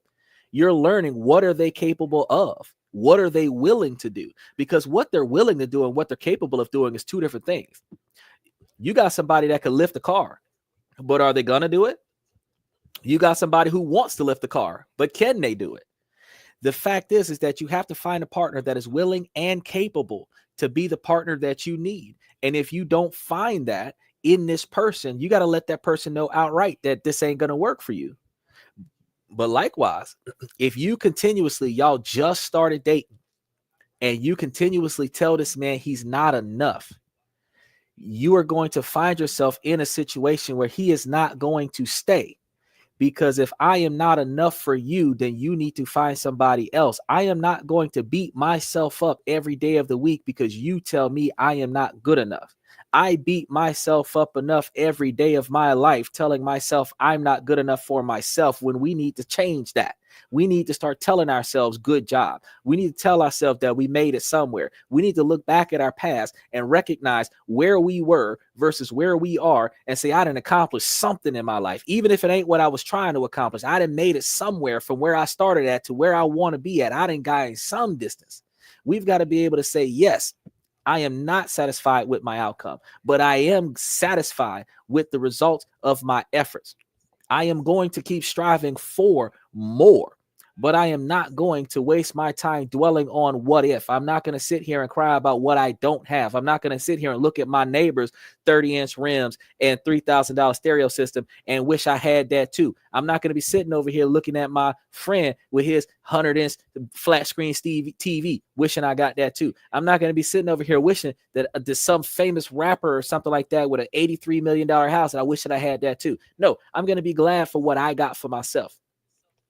I'm going to be glad for what I'm capable of doing. A lot of people are telling each other, oh, your blessings are going to come. Your blessings is already here, because if you got enough to do for somebody else, you got more than what you need. And the Lord said that if you have two of, you give one to somebody who ain't got, right? So in order for you to bless somebody else, that means you got to have extra blessings. So why the hell are you sitting over here selfishly thinking, if I do something for somebody else, that I'm going to get something in return? You're not doing it out of the sake of the fact that the other person needed, which means that you're not doing it for the good faith of the Lord. You're doing it because you want to get something out of the deal. So if you change that mentality and say, okay, I already got my blessings, that's why I got more than enough resources to bring an extra person into my relationship. I've got my blessings already. So I got more than enough so that I can give something to somebody who has less. So I'm not giving to somebody who has less because I'm going to get something in return. I'm giving to somebody who has less because they need that, and I don't. I can count my blessings because she is not necessarily my blessing. She is my helper, because the Lord made the woman out of the rib of the man to be a helper of the man. She's not necessarily my blessing. She is my helper. My blessing is having the ability to support her and myself at the same damn time. That's the blessing. That's the blessing. And if you get a capable and willing woman that's going to help you financially in a situation where y'all going to take care of each other, that's the blessing. The fact that she's got the skill set and the willingness to bring back some of the bread and bacon that you're going to be slapping bread and butter together to make some bread, bacon, and butter sandwiches. Y'all got to figure this shit out. But you're always sitting over here dwelling over the fact that what you ain't got because somebody else got more than you. No matter where you are in life, somebody will always have more than you. No matter where you are in life, ladies, some woman is always going to have a man that's got more than your man. But y'all can't keep holding your man to an unrealistic standard because you want a lifestyle that you can't even achieve for yourself. Because I told y'all earlier in the show that a man that is worth your time is a man that can do for you what you can do for yourself. And a woman that is worth a man's time is a woman that is willing and able to do what a man needs done when he can't get it done for himself because he's doing too much stuff already. And it ain't got nothing to do with her throwing money down on the table. You catch his back and you make sure that he don't go undone. That way he can go to work and he can make that money for the both of y'all. And if you making money and he making money and his money's going on you and your money do not have to go on him, that your money should go on y'all's retirement. That way y'all both can stop this shit at some point in life. Because again, why are we 60, 70, 80 years old working ourselves into the grave? Why?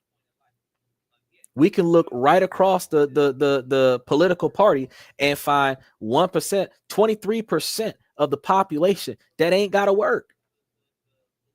23%, like 12 or 13 million people that don't have to work because they making money for them. So if I'm looking for an educated woman that is going to benefit my scenario, she is going to look at my financial situation and find ways to make more money come about out of the money that I've got coming out of my pocket. You feel me? She's going to be able to find ways to make her money, make more money off of my money so that the two of us have more money so that we not suffering together. Blackstreet said, let's put your problems and my problems together and then we can conquer our problems together.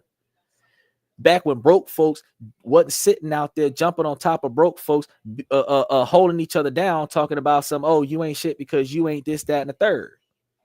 But you notice that the only time that women devalue men is when they are the lower class and the lower valued ones. Because the moderate to high value women will either look at you and say, I'll invest in you, or they will look at you and say, never mind. Neither way will they reduce themselves down to a level where they will put extra effort into wasting time into devaluing you, because if you ain't worth their time, they just not going to say nothing. They just going to walk away. But if they're going to invest in you, they're not going to complain about the situation that you are in, because if they're going to jump in your boat and your boat sinking already, when they get in it, they're going to start plugging in all them damn leaks. Because that's a valuable person. They see where your ship is sinking and they're going to try to stop your ship from sinking. Men historically have always been expected in our society to be Captain Save 'em. But I'm going to be real with y'all that they got some Captain Save 'em women out there. The women used to 40 years ago nurture good men and build them up to stuff. But some of them men weren't good men. And some of those men that got successful left those women and went and married somebody else. Now, because of that, the rumor that got around the campfire where the women are discouraging other women from building up a man from scratch, because if you make him successful, he might leave you.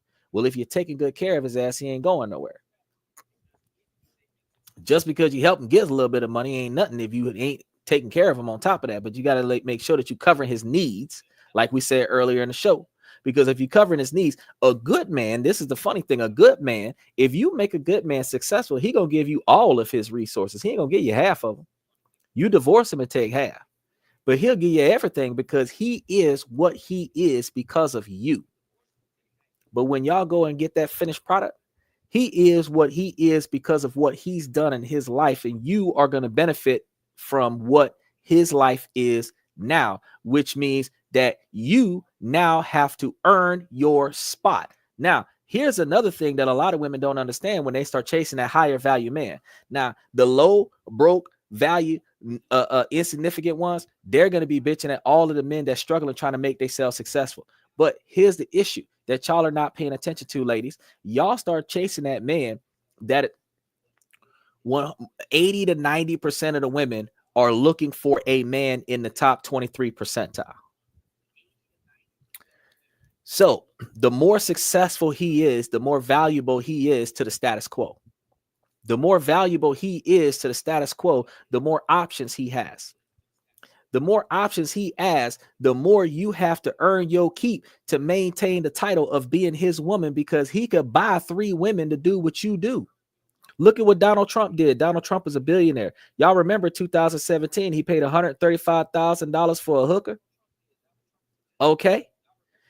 That's more money than some of us make in a year. He paid $135,000 for a one-night stand. It might have been more than a one-night stand. It might have been friends with benefits, but he paid $135,000 for a hooker to do for him what his wife was not doing for him at that time.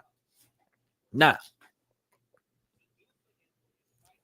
y'all got to understand, if y'all want these men to shape up, y'all are going to have to shape up too. Because here go the other problem. Men contribute to the devaluation of women because women wear scantily clad outfits and women compliment it. Women applaud it. Men drool over it. Men encourage that behavior by spending money on it. Men encourage that behavior by buying gifts with it. If you see a woman looking trashy, don't compliment that. Don't tell her she look cute, she looks sexy. If she looked like she could be a stripper or an OnlyFans girl, don't say nothing. Don't say nothing negative to her, but don't say nothing. Don't compliment when they look like whores. But when they look like wives, that's when you compliment them.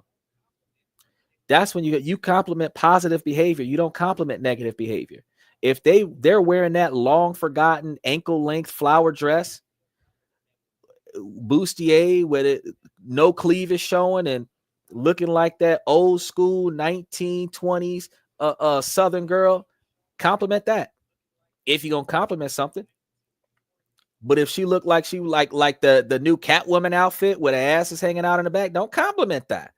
Yeah, you can thirst for it in your mind. Keep that thought to yourself, but don't try to filter your dirty thoughts into, oh, you look cute, because you're leading her to believe that she is more valuable than what she carrying herself. But I can guarantee you, you're not going to take that girl in that outfit to your Fortune 500 investment corporation business meeting looking like that. You're going to change her outfit. So as men, if we're looking for wives and the women that we're looking at in the streets that is out there throwing it back, those women are going to be the ones that we are going to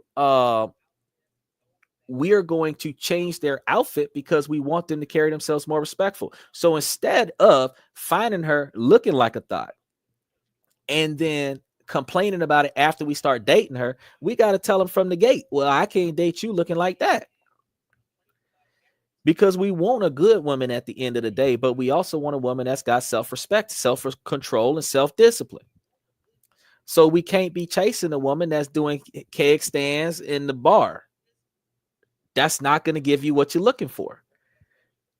And these are some of the things that what's going on, Rudy? Don't save her. She don't want to be saved. You right. But we can't get out there and say, oh, well, these extra tight clothes and showing off all the assets, and we're going to compliment them on social media, and we're going to compliment them in person. We're going to fellas, Rev, I can tell you right now, you and I probably can count on one hand how many times both of us have gotten a compliment together in our lifestyle, right? But I can tell you that one woman would have gotten probably 300,000 or 400,000 compliments since this morning if she posted a photo or a video of her new outfit. We need to stop giving them false sense of security by boosting up their ego by overly glorifying negative behavior. We are part of that problem. Then we got to stop throwing money at them. We got to stop throwing money at them for no fucking reason. We got to stop living the life of rally on our dollar for their entertainment. Because why is it? Here goes something. I done said this on the show a couple times, but I'm going to say it today because a lot of y'all are new. You meet the girl, you like the girl, right? Now you got to convince her to go out with you. You're going to offer to take her out someplace nicer than what she would have taken herself on a regular basis. You're going to pay for that.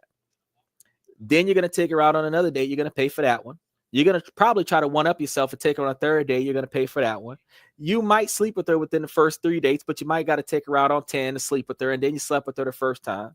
Nah, the sex is good. You're going to take her on a few more dates. Now y'all start talking about moving in on one another. Now she's living in your house. You're paying for her standard of living. Now she's demanding you to marry her. You're going to have to take a third of your income. You're going to pay for the engagement ring. Then you have to spend all of this extra money to set up the perfect environment to give her the fucking ring. That's extra money out your pocket. I usually don't talk about that one, but I'm talking about it today. Then after that, then who's paying for the wedding? Back in the day, the husband's father used, or the wife's father used to pay for the wedding. Then it changed to the husband's father paying for the wedding. Then it just changed to the husband paying for the fucking wedding. So now I got to pay to meet you. I got to pay to get to know you. I got to pay to find out if I like you. Then I got to pay for you once I commit to you. Then I got to pay for you. I got to pay extra for you to get you to marry me. Then I got to pay extra money to show off to everybody else that we got married. And then after we're married, I'm going to pay for you for the rest of my life. Then if I die, you get whatever I got left over. If you don't like what's going on, you divorce me and take half of whatever I got. Why the hell are we wasting so much money? The first half of this, I don't even know if I like you. Why the fuck am I investing all this money and I don't even know if I like you yet? I'm spending all this time, all this money trying to convince you to like me. And I don't even know if I like you. Fellas, we got to stop wasting money on these females, because these girls is going on 100 first dates because they're getting 100 free dates. Let them start paying for the first date and see how many dates they go on. They're not going to go on as many dates. I know one man that came onto the show told me he went on 27 first dates. He had 4 stand him up. Out of the 25 he had successful, he had 4 more stand him up, which was almost 30 dates that he had. 31 dates in 1 year. That's almost once a week, bruh, because there's 52 weeks in a year. And if you're paying $100 to $200 a night or more per date, you feel me? 52 weeks out of the year, you done almost spent $5,200 on dates at $100 a week. And hi from South London. Special shout out to 808 TV. But if you're spending that much money on dating, you could have been putting that money away and that money would have been making money for you. But then when you start making yourself financially successful, how are you going to know that the woman that you're dating, once you make it to that $100, $200, $300,000 a year income, how are you going to know that the woman that you're dating now wants you for who you are and not what you have? You know how rich men find out if the woman that they got wants them for who they are, not what they have, besides the prenup before the marriage? They pretend like they broke when she first meet them. So rich people pretend like they broke. Broke people pretend like they rich. Broke people try to impress the girl with their money, going broke, impressing her with their money, and then continue to struggle financially to impress her without having enough money to sustain that. And then if they fail to sustain that, she leave him because she's unsatisfied. But if he succeeds in sustaining that, he's overly stressed out for the rest of his life.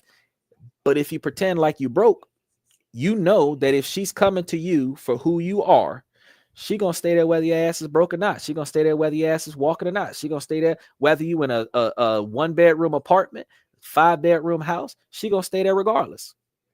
She gonna pitch in sometimes because she can, because she values you for who you are. So, fellas, if we stop wasting our money on impressing women who are not interested in us, we would have more money to invest in our success. And then we would have more time to figure out what we're looking for in these females.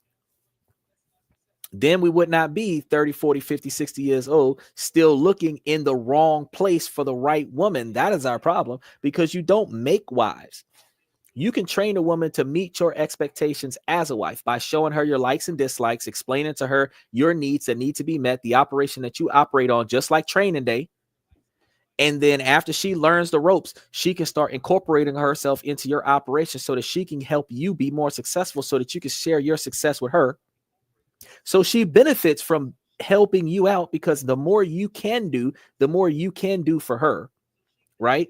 Now, with all of that, her mission in life is to find a man with the most ambition, the most drive, and the most probability for success. Invest in him like a walking stock option. Invest in him like a walking stock option. Then put all of her extra effort into raising the value of that stock so that the dividends can be high as fuck when she starts getting it, right? Instead of waiting until the stock is high and then trying to claim the stock when the stock is high. Because you already know that what one woman won't do, another woman will. Now, while we just sat here for an hour and 45 minutes on the show, not one woman came up here and talked about what they brought to the table besides sex, their career choice, and their education status that is valuable to a man. We don't need money. We need effort. And they ain't got now one of them talking about the effort that they bring to the table to make them a higher valued woman. But you know what? The higher value woman would be able to tell you that. A higher value woman would be able to tell you all the stuff that she do for the man that she married that ain't trying to leave her because she's valuable. Usually a higher value woman ends up single because her husband died. Not because he left her, because he died. You feel me? Now, let's go on to the next one because we got a couple more of them up here. We got a few more. Wow, we got a lot more up here. Hold on. We got a lot more up here. If a woman has her shit together, owns a house, has a car, takes good care of herself, and overall is a good woman, would it bother you if she had a lifetime-long medical condition that is otherwise being controlled with medication? Is this considered a turn-off? I know this seems ridiculous, but I started. Nah, that's not a problem. Don't no man give a damn about your poor health. We'll take good care of your poor health. Most of us find women that are homeless, poor, living in a mama house, staying on their best friend couch. We don't care what your issues is. Some of us is willing to take you with 3-4 kids from 4-5 bad relationships where you'd have been ran through by 9 or 10 different dudes, and we'll still try to turn you into a wife. So if you are successful, but you are also a partner, you're willing to cooperate with the man the way you expect the man to cooperate with you, you are probably going to find a lot more successful relationships. And really, you don't need a lot more successful relationships. You just need one more relationship, and that one needs to be successful. That's what you need. You just need one more. Since you're not in one right now, because if you're in one, you need to put more effort into making it better. Because if you're in a toxic relationship, man or woman, if you're in a toxic relationship, you have to analyze what you are doing to make the relationship better. Then you need to talk to your partner about what you would hope for them to do to make the relationship better, because it takes communication. If you're dissatisfied and they don't know about it, they're not going to be able to change. But if you're dissatisfied and they don't care about it, you need to make a change. So you need to be able to tell your partner about the realistic expectations of improvement that you would like to see in your relationship before the relationship falls apart. Likewise, you need to find out from your partner the realistic changes that they want you to make in the relationship so that the relationship doesn't fall apart. Instead of always thinking about the grass is always greener on the other side, you need to start thinking about going in the shed, grabbing some fucking fertilizer, some goddamn water, and watering your own goddamn grass so that the grass is green on your side. You can't sit over here and talk about it's green over there. Then you go over there and you do nothing on the other side. Guess what's going to happen? All the grass is going to die the same way it was dead on the side that you started on. So you got to take care of where you at in order for where you at to be better. If you're not satisfied with where you at, make it better. Don't just change the scenario. Don't just change the environment. Make your operation better by putting more effort into it. That's how you do it. Not a lot of people paying attention to that. And that's one of the reasons why we fail. One of the reasons why the relationships don't last long enough is because we quit. You cannot find a 40, 50, 60-year-long job. You cannot find a 40, 50, 60-year-long marriage that did not have bullshit halfway along the way. You can't talk to nobody that been working on the same job for 25 years without them telling you how there was 5 years of some shit that they had to go through. You're not going to find nobody that's been married for 25, 30, 40 years where they can't say that the husband or the wife didn't have an affair for 5 to 12 years out of that marriage. But they're still together. They worked that shit out because they figured out where the problem was and they put effort into making sure that that shit stops continuing instead of just dropping the ball and running because the situation is not perfect. It is never going to be perfect. It is never going to be perfect. What it will be is hard. It will be hard until you are working together. Then it'll get easy. If you are standing somewhere and a woman walk up and talk to you and she compliments you, that don't mean that she wants you, but she might be interested in you. You can respectfully talk to her, see if she would like to exchange contact information, but you give her your contact information. Save her number in your phone. You give her your contact information. Let her make the first move with calling you, texting you, emailing you, hitting you up on social media, making contact with you. Because if it was meant to be, then she will chase you as much as you chase her, because this cat and mouse shit from 1996 ain't where it's at. Ain't nobody, don't no man like to chase nothing. You feel me? We don't like to chase nothing. We work hard for what we get. And just like our antique cars, we take good care of shit. We rebuild it from the ground up. So if you want a man that's going to take good care of you, build you back up from the trauma that you've been through, make you a more successful woman, you got to get you a broke dude with some high ambitions, some high morale, some high skill sets, and you have to nurture him the way you want him to nurture you so that y'all can be successful together. Because you can't sit here and say that you are a crash car and you want to be treated like a brand new Maserati and you're not even going to perform. That makes absolutely no sense. That makes absolutely no sense. Let's go ahead and touch base with the next one, because we got a lot of these today now. We typically go through a few. Hold on a second. I done touched on the wrong one. He said facts. He said fact. Hold on a second. This is 320 seconds in. We're going to drop it out right there. Well, that's a little bit too far. We're going to back it up right here. Because, look now. 323 seconds. Which seemed magical. I was truly smitten. As time went on, I could sense him pulling back or walls coming up. Finally, it occurred to me he had been very open and transparent about his failed marriage and discussed it very openly. But he also had a 4-year relationship after the divorce, and he had rarely if ever discussed. It was revealed on our last date, the 5th one, that he ended that relationship in the fall, as in 2 to 3 months ago, because his adult children didn't like her. I was taken aback, and since this date he has ghosted me. I've not heard from him, and it's left me incredibly heartbroken. Just venting. I can't believe I developed such strong feelings so quickly. And can't believe he ghosted me after we had such an incredible whirlwind romance. I'm in the talking stage, people. From zero to hero. Well, welcome to being a man, because we wear our hearts on our sleeves on a regular basis. We try our best not to do this. We become emotionally numb as a result of it, because a man has to ask a woman 500 times before she says once yes. A woman says no 499 times before she says yes once. And the fact is that each time we are reaching out to you, we are reaching out to you because we already have a connection, whether it's a physical sexual connection because the outfit that you're wearing, we're thinking about sex, or it's an emotional connection. People don't understand this, but you can have an emotional connection from sensory reception, where the cologne or the perfume that the person is wearing will trigger a sense that triggers memory recall, that brings you back to a happy place in your life, that releases the endorphins, that releases the dopamine, that releases the joy that you have, which makes you gravitate over to that person. And it's just a cologne. It's just a perfume. But once you get over there and you talk to the person, she might be reasonably appealing.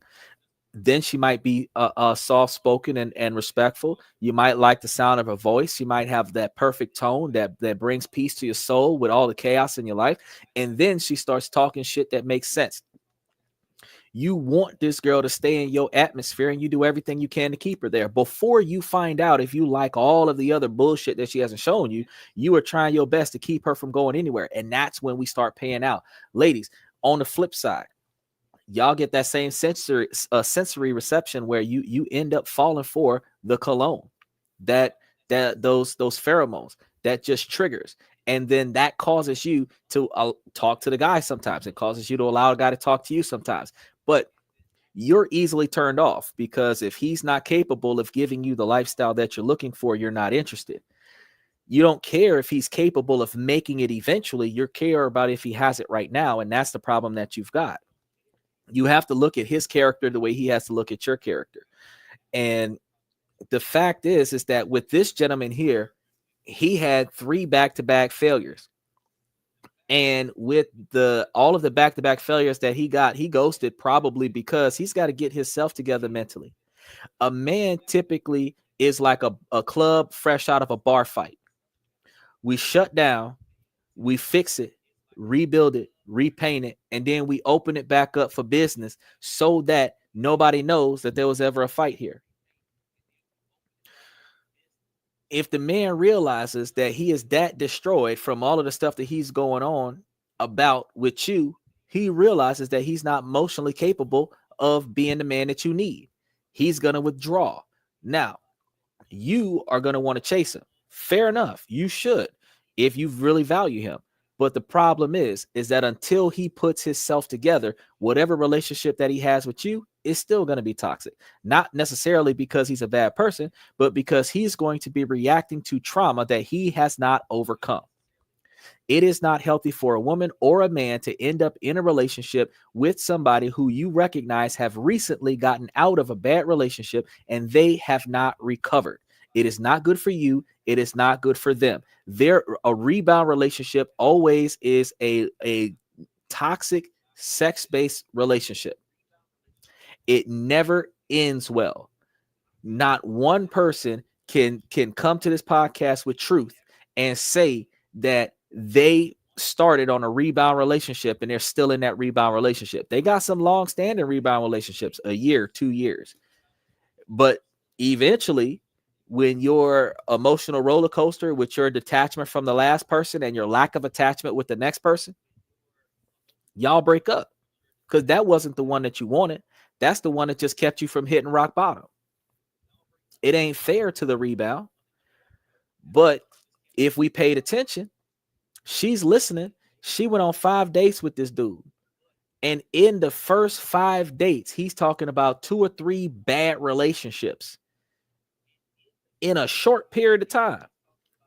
Why them red flags didn't tell her before he goes to her? She should have told him that he gonna need some time to himself, that she gonna hang out and let him regroup, and then have him reach out to her when he got his stuff together, so that emotionally got his stuff together, so that when he's emotionally ready and able to give her the attention that he feels is necessary for the situation, that she'll be able to try to entertain that if she hasn't already moved on.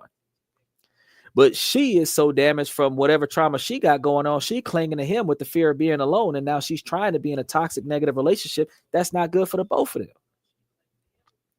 We've got to stop ignoring those signs. If somebody tell you that they fresh out of a relationship 6 months ago, a year ago, you should probably let them spend another 6 to 12 months alone before you start trying to see what's going on. Let them tell you they've been single for 2-3 years now. They've been working on themselves. They recognize the error of their ways in their last relationship, because it took both of y'all to come together. It took both of y'all to fall apart. So no one person is responsible for the failure of the relationship. Both of y'all contributed to the failure. What you did do and what you didn't do contributed to the relationship. What you allowed to happen and what you didn't allow to happen contributed to the relationship. Your decision-making process contributed to the relationship. Look at your middle age right now. Listen to this podcast and think about, since your very first relationship in middle school and high school, all the way till now, if you can count 5, 10, 20, 30, 40 relationships that you've been in, if you want to just count the serious ones and recognize that there was a bunch of non-serious ones that you're not trying to count, you understand that there's a common factor in all of those relationships that failed. And that common factor is you. So you can't blame all of your failed relationships on everybody else. You have to take responsibility in your poor decision-making skills. And you have to start changing that. That's why I tell people, when you break up with somebody, your ex stays your ex forever. You never get back with your ex, because if they ain't improved, they haven't changed. If they feel like it was your fault, you feel like it was their fault, they're not changing because they're not at fault. You're not changing because you're not at fault. Y'all getting back together, and it's going to be toxic chaos a second time around too. Because ain't nobody changed. Ain't nobody improved. But if you recognize the error of your ways, what you did wrong, and you start doing things different, they recognize the error of their ways and they start doing things different, y'all might not come back together, but y'all will find somebody that is good for you right now in the situation that you're in right now. Mama used to tell me when I was growing up, find somebody where you want to be at in life, date her, and work your way up to her. That ain't going to work in modern day society with the way women want a man that's better than her. And if you want a man that's better than you, then that means that you're his dependent, which means that you're supposed to adhere to his authority. But women don't want to hear that. But that's the facts. Now, the truth is, though, is that since they're not willing to date down, they must only date up. It's hard for a man with potential to find a woman that's better than him and work his way up to her level so that they can continue to work themselves up. Because if he works himself up to her level, what is he going to do? He's going to push her up too. Women don't think about that part. Women want a man that's better than her so that he's pulling her up, which means you're weighing him down. That makes you a liability. It makes you a burden, and it makes you a debt that he is taking on. And not too many women have the mentality and the mindset to say that I'm going to earn that debt. I'm going to earn that and not be a liability. And that's one of the reasons why dating world is so stressful right now. Let's go ahead and touch base with the next one. We got a couple of this. He's so kind and patient and caring. Sometimes I wonder how I ever got so lucky. We talk about every single thing and handle the few arguments that we've had with such grace and compassion. It's so easy to voice concerns and feelings to him and vice versa. Sometimes we just lay on the couch Hold on a second. It slipped to the wrong one. Oh, we are at the wrong spot. Look at that. I'm sitting over here like, what just happened? What you listen to and what I'm listening to are two different things. We got a lot of these. Don't worry, we got enough to. Let's move this back to. Let me see where this one was at. All right, so that one was 411. So we're gonna go. Yeah. Oh, I was in the right spot. 408. There we go. 408. There we go. 404. Had such an incredible whirlwind romance. Nah. I'm in the talking stage, people. From zero to hero. So far, so good. Hopefully, I won't have to comment here again about needing advice, or even a, well, I ruined it again comment. Many deep chats so far. She's a very understanding woman about my past mistakes, and that I'm doing better with life now. She accepts I have kids, and that I'm working on my relationship with my baby mum to a more civil state. She's not a drinker or a smoker, but strangely likes that I smoke cigarettes. Funny, right? Something about the smell? Strange, I know, but it's kinder cute, because it's just so fitting for us as two individuals. It's true what they say. Hold out, and in time things fall into place. But she's lovely. Hope for me as much.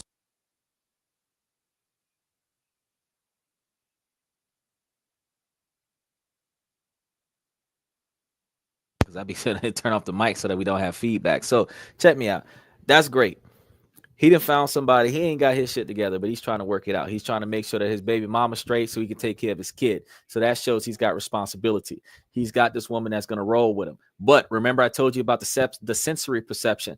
Something about her past where the smell of cigarettes triggers a positive reaction to her, which is one of the reasons why she's okay with his smoking, but she's not okay with herself smoking.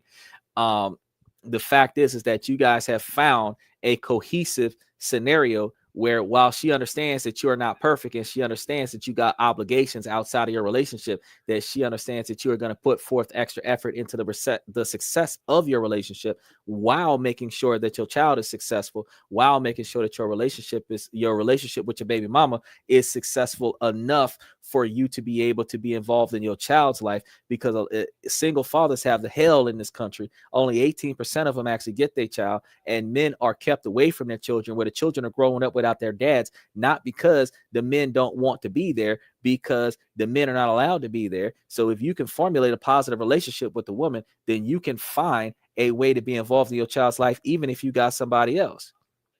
Rev says, what if y'all both have leveled up after the breakup and she has moved on with another dude, but still call you crying and saying she's still mad at you? Why? Bro, that is narcissistic, toxic behavior. She calling you because she ain't trying to let you go. There is a situation where there are a lot of women out there. Not all of the women do this, but there are a lot of women out there that do not want to see any of their ex-boyfriends or ex-husbands happy, ever. They will take all of their emotional baggage, dump it on you, make you feel bad about yourself, devalue and demoralize you to make themselves feel more valuable. They're not more valuable, because as devalued as you are, they chose you and you chose them, and you are the company of that you keep. So if you ain't shit, she ain't shit neither. So she cannot come and say, oh, you're a terrible person, because she was a terrible person to be with you. So when they say, okay, well, if we both level up, and that it's if we both leveled up, then we ain't talking to one another because you moved on and I moved on too. Now, you could have changed environments. You both could have changed environments because y'all no longer staying together, but y'all didn't both level up. You might have leveled up. She got with another man, and that was her level up, but she ain't level up. That's why she reaching out to you still, because she want to see what kind of shit you got going on so that she could see if she could come and talk to you, because the dude that she got, yeah, he giving her some of the stuff that she looking for, but some of the stuff that she needed, she missing that from you, and that's why she calling you. Because she don't want you to be happy with somebody else. She wants you to be miserable, feel like you're worthless, feel like you ain't shit, so that you can apologize, beg her to come back. Y'all gonna work on y'all relationship. Now she got you hook, line, and sinker. You submit to her authority. She will get whatever she's looking for out of you, might even keep the other guy on the side, and you don't even know about it. Because while men have tales that they're cheating on us with other women, like a man is cheating on him on a woman with another woman, the fact is that women don't have as many tails as men do. Women do have tails, and you got to be really good to see them as a man. And the fact that women are selfish and men are inconsiderate, meaning that while women deliberately pay attention to themselves, men accidentally forget about the stuff that you're supposed to have because they got so many things going on. The thing is that we ain't catching on to the stuff that you're showing us. So how are we gonna catch on to the stuff that you hiding? The only time we catch on to the stuff that you hiding is when you're obvious as hell about it. So the truth of the matter is that if she got another dude on the side, she could be sleeping with you and sleeping with him too. You wouldn't even know about it, because all she got to do is the week that she sleeping with him tell you that she on that 1 week out of the month that she can't do nothing, right? Then the next week, when everything then shrunk back up, she back with you. You think ain't nothing happened, but somebody else had already been there, cleaned up and left. You feel me? Like R. Kelly in my bed, right? Now, then to prevent from having a situation where you catch her hooking up with somebody else, what you think she gonna do? She gonna have a petty fight. She gonna start some bullshit out of nowhere. Now y'all arguing to the top of y'all lungs, defending y'all position to the top of y'all lungs, and now she gonna walk out and leave because you're unbearable. Where you think she going? The other dude. She gonna be gone for a few days. Then when she come back, after everything then closed up, cleaned up shop, she come back. Now y'all gonna make up. What y'all gonna do when y'all make up? You not gonna notice that she loses a goose. Y'all gonna make up and everything is gonna be perfectly fine because y'all done made up, because she done came back. Men and women do this. Toxic people will start an argument in their relationship so that they could cheat on their partner without their partner knowing about it. Because we ain't talking right now. We are on a break. Then if you find out about the affair, well, we were on a break. Just like when you on a break at your job, but you still part of the fucking company. When you on a break in your relationship, you still part of the fucking relationship. Okay? So you can't go on a lunch break and go cheat on you. You feel me? That's not what we're supposed to be doing around here, but that's what people are doing. Now, what we also have to understand, we got to circle back around, and we have to remember that if she improved herself, she wouldn't be calling you crying. Because what she got to cry about if she's more successful than what she was with you? If you improved yourself, you wouldn't be answering the goddamn phone. Because emotional intelligence would let you know that the shit you had with her was toxic. Both of y'all are responsible for it. You improve by not allowing yourself to live in a toxic relationship. So when she called, don't answer. When she texts, delete it and don't respond to it. Matter of fact, if you ain't blocked the number already, you should right now while we talking about it. Block her on social media. Because think about this. Truth is, the only reason why she can find you is because you want her to find you and she's looking for you. Because no matter how small your town is, you only go to the places that she wants to go because that makes her happy. Unless you take her to your favorite place where she's going to go to your favorite place to look for you, she isn't going there. Most guys do not bring their girlfriends to the same place they picked her up. You picked her up in a nightclub. You ain't taking her to the nightclub when you take her out. You're taking her to the restaurant. You're taking her to bowling. You're taking her other places. You're not taking her to that nightclub where you picked her up at. When you're not dating, you might go back to that nightclub looking for a girl. But when you're dating, you don't go to that nightclub. If you got a local bar that you go to, you don't bring your girlfriend to your favorite bar. So when y'all break up, y'all don't have a network that shares. You become friends with her friends so that you can be involved in her world. She becomes friends with your friends so that she can stalk your whereabouts. The only male friends that's going to talk to her after y'all break up are the male friends that wanted to sleep with her when y'all were together. The only female friends that's going to talk to you are the female friends that wanted to sleep with you when y'all were together. Y'all don't have mutual friends when y'all break up. Her friends are still her friends. Your friends are still your friends. So I say all that to say this. If you broke up with her or she broke up with you and you stop allowing her to contact you, she's only going to find you if you want her to. She know where your house at, so she'll come to your house because she used to live there. But when you leave the house, you're going to go places that she would not want to go when y'all was dating. So how the hell is she going to bump into you by accident in public? She got to know what car you're driving. You go to the grocery store random times. She's not going to bump into you in the grocery store unless she followed your ass to the grocery store. If you bump into her, you're bumping into her because you're going places that you know that she would be at that time. And that's why y'all are bumping into one another.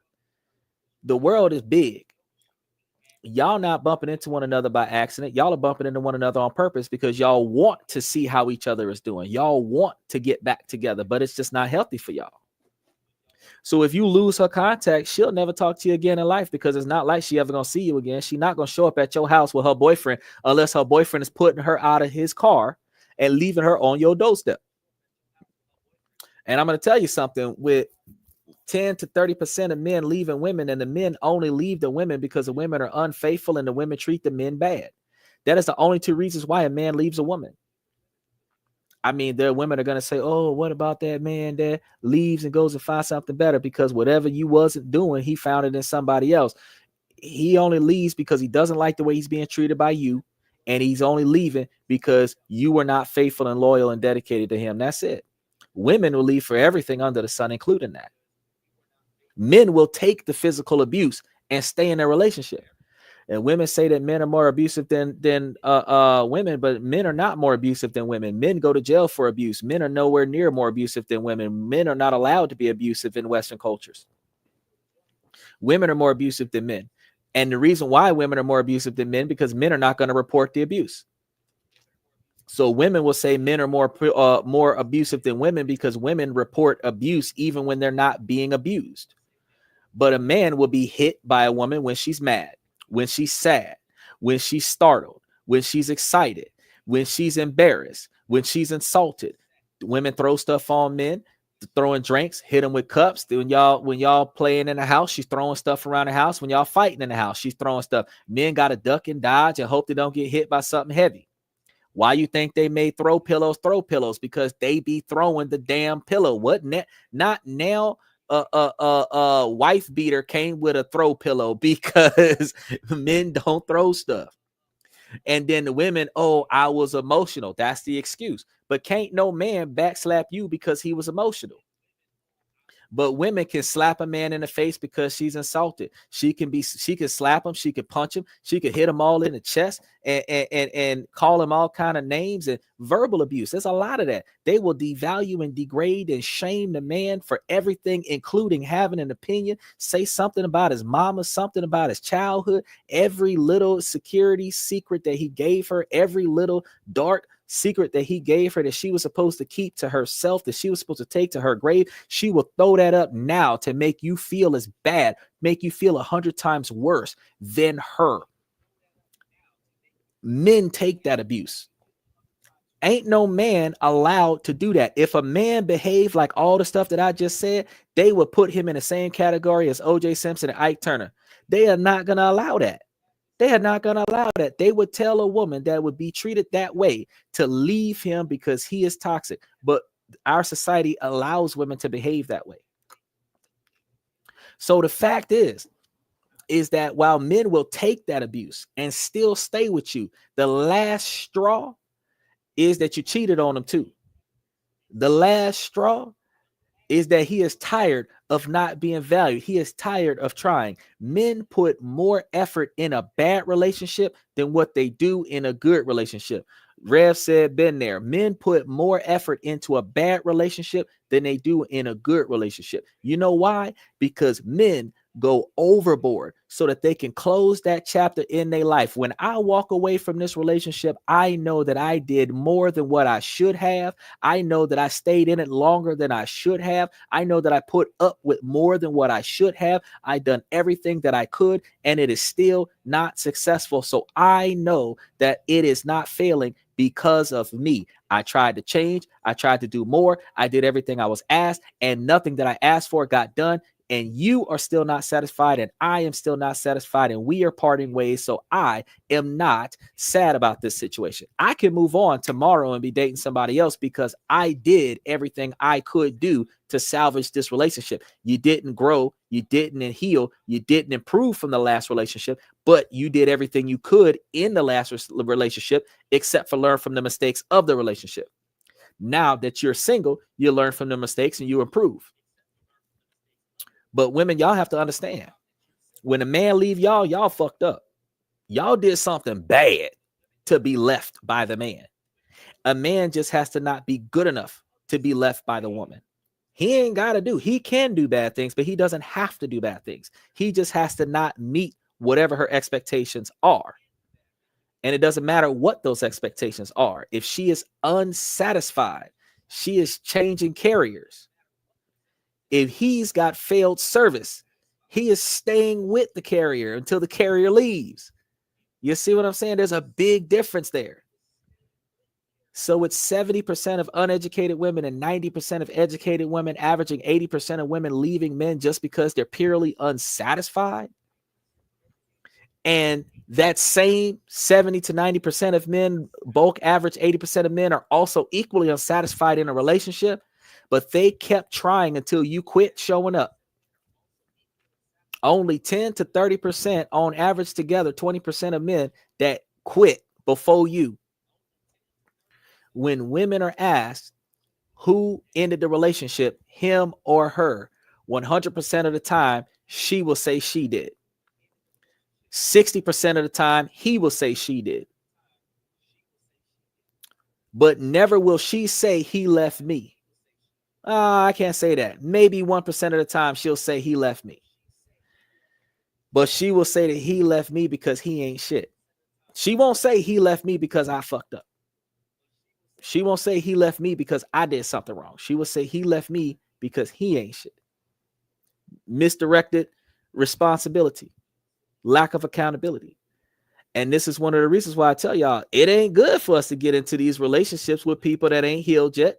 Because until they recognize the error of their ways from their last relationship, you're going to have repetitive failed relationships.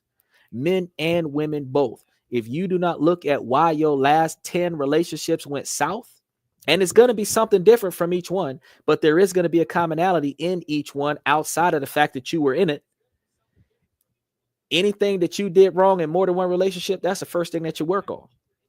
You either did too much of something or not enough of something else, and that's why I failed.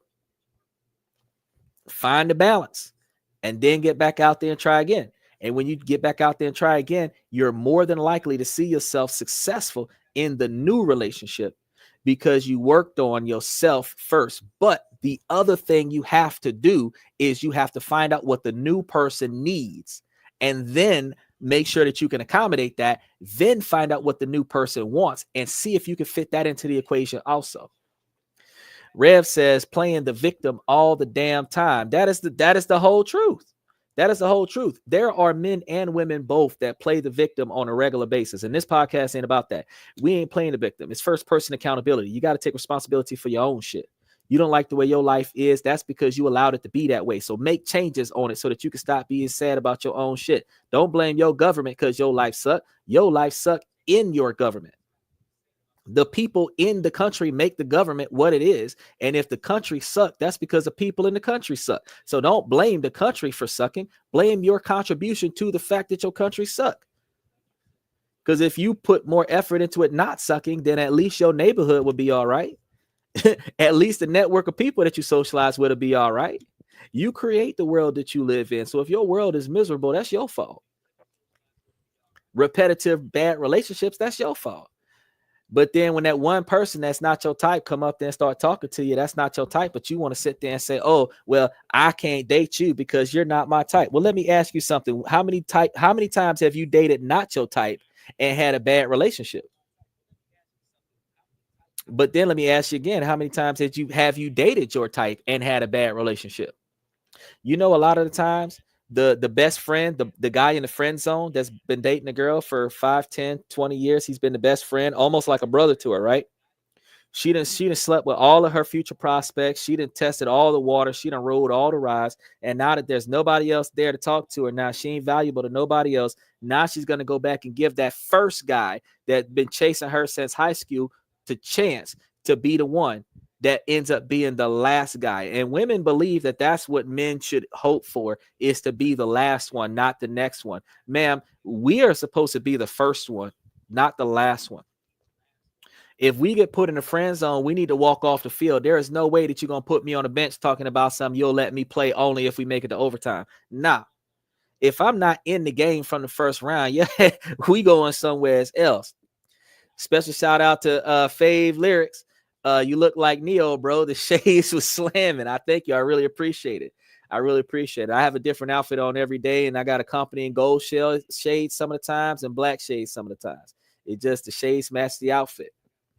But as I was saying, what was I saying? I was talking about how we pick the relationships that we're in. So if you got the guy in the friend zone, the guy's in the friend zone, he's always been that good guy. So you're crying on his shoulder, just like you talking to me about Rev. She crying on your shoulder, man ain't shit, this, that, and the third. She had a good man. She ain't stay with him. She's with a bad man right now, wishing that she had the good man that she's calling. She calling to see if you're available so that she can dive in on that shit. That's what she's trying to do.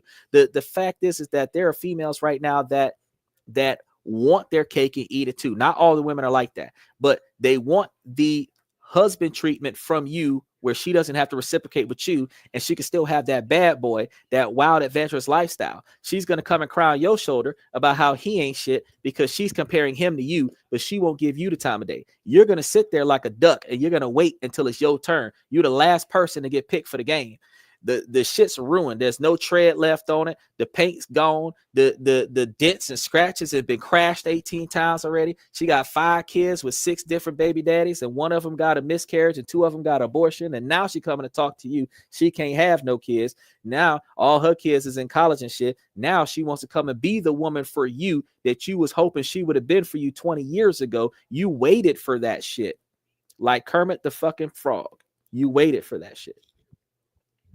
And women believe that this is what men are supposed to do. This isn't what anybody is supposed to do. I would not expect a woman to wait for a man, and I would not expect a man to wait for a woman. If we are not going to work together right now, then we should not talk to each other, and there should not be a second chance. If we cross each other in passing today and we don't try to make something out of this today, then there is no tomorrow. Tomorrow I'm talking to somebody else. Tomorrow you need to be talking to somebody else. If you're not on my side today, if you ain't signed up on my roster today, then yeah, Kermit, sir. Yes, sir. Remember the Prince and the Frog?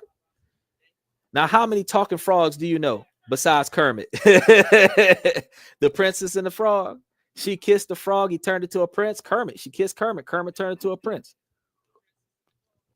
But how long was she chasing men before she kissed that damn frog? I'm gonna tell you right now, bro. We over here doing the wrong thing. We paying attention to the wrong thing in life.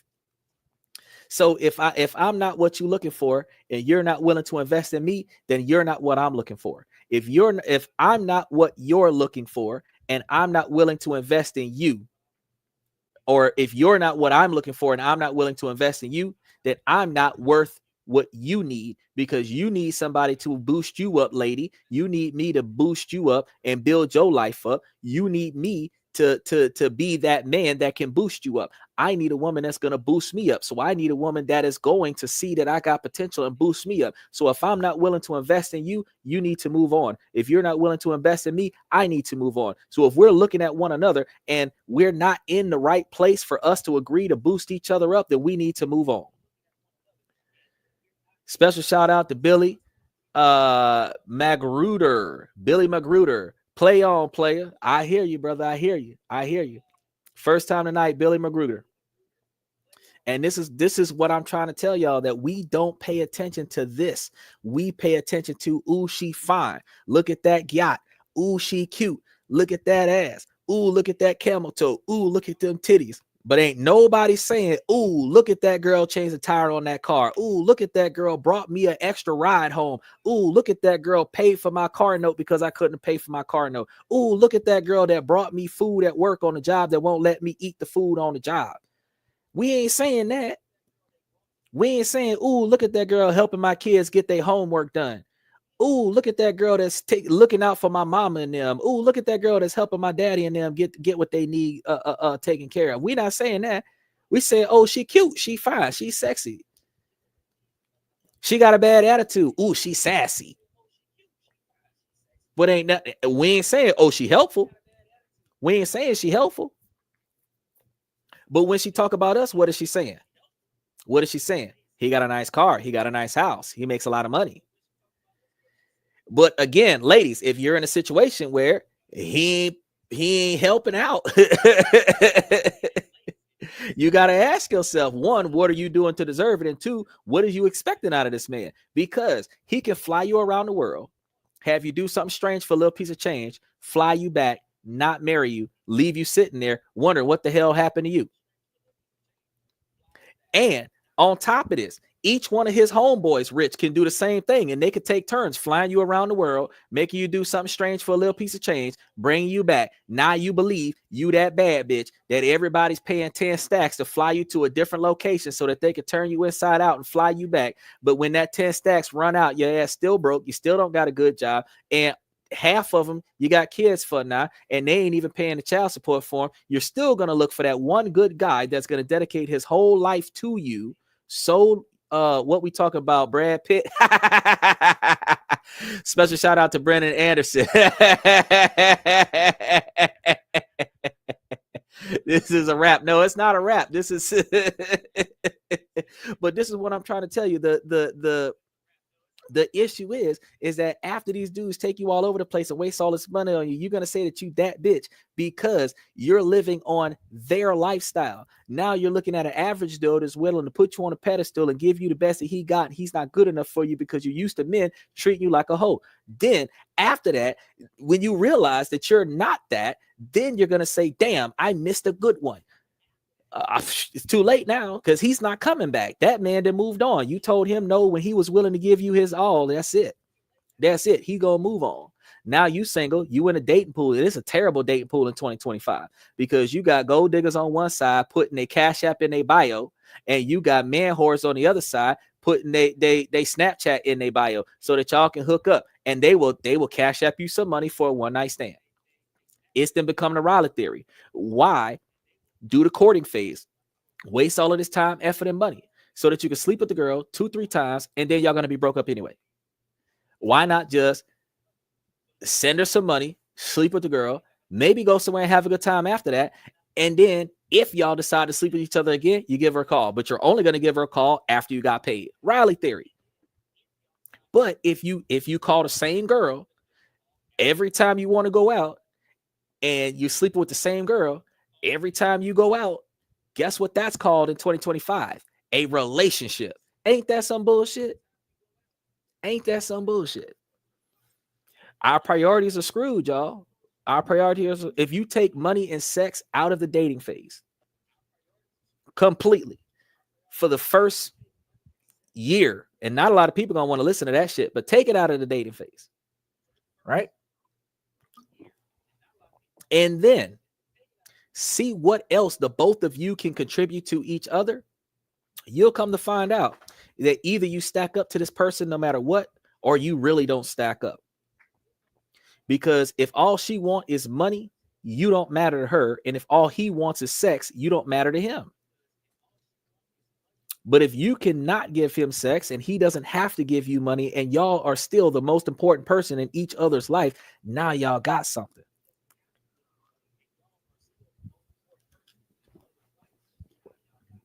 Because in 2 hours and 30 minutes, ain't not one woman jumped up here and talked about what she bringing to the table. And I didn't put that open challenge out there in November of 2023. But I know that with the 10 guys that have jumped on the podcast tonight, 5 of them can say 6 different things that make them valuable to a woman. Just saying. Let's go ahead to the next one because we got some more up here. Girlfriend cried when I told her about my life goals. Which is I hope for myself. My girlfriend and I had a long conversation about our future. My girlfriend and I are both 29. My girlfriend cried when I told her about my life goals. Last night, my girlfriend and I had a long conversation about our future and was kicked off, but some chatter about an ongoing move we've mulled over.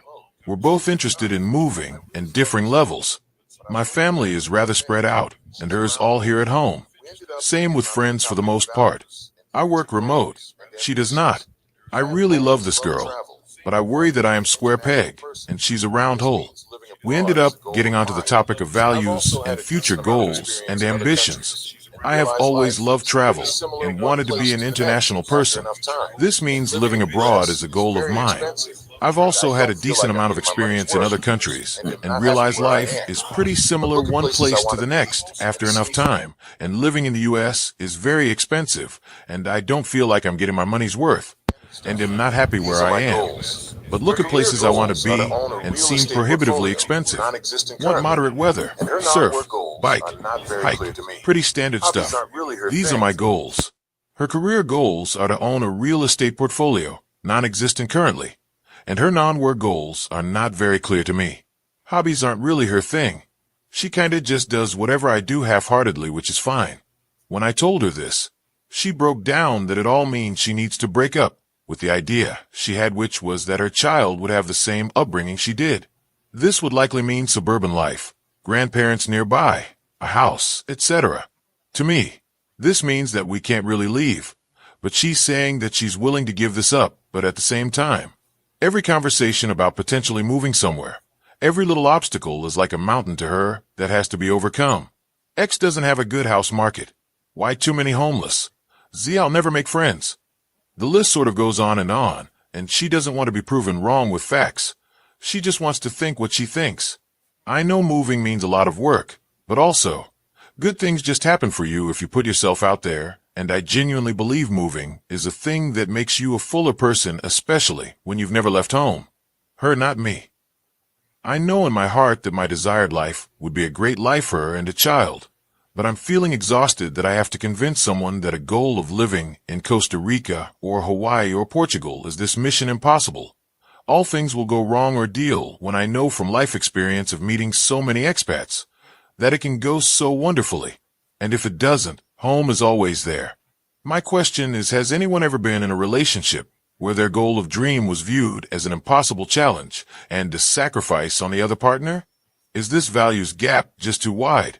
I don't want to leave her, but I currently feel like I'm with someone that doesn't want the same thing as I do.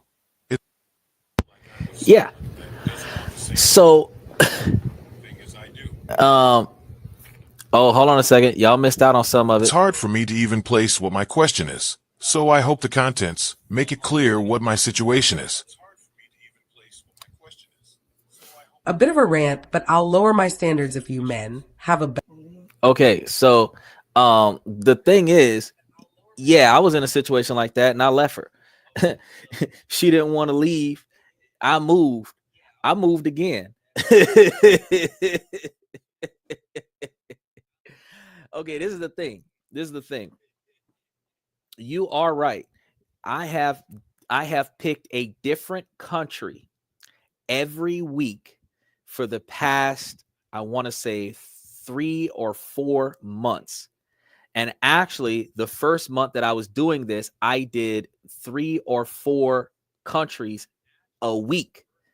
I have been able to find almost 20 different countries where you can live for under $1,000 a month, a middle to upper middle class lifestyle for everything, not just the rent. I'm talking about the rent, the utilities, transportation, food, clothes, entertainment, everything. Certain countries in Asia, they will pay for your child care because they have a population depreciation there. As long as your child is born by a native, one of y'all is native, y'all can go to Asia, and most of your child care is free because the government will give you money to increase their population, which offsets your standard of living because the quantity of money you would have normally had to pay for child care in America is probably 5% of what you would pay for it in Asia. And then the country is going to take care of the rest of it. You ain't got to pay for nothing. Like, for example, I can tell you right now, I remember one of the things that I had pointed out,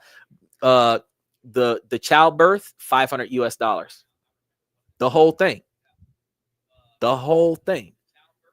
Complications and all, $500. That's before the discount. That's just the cost of the childbirth.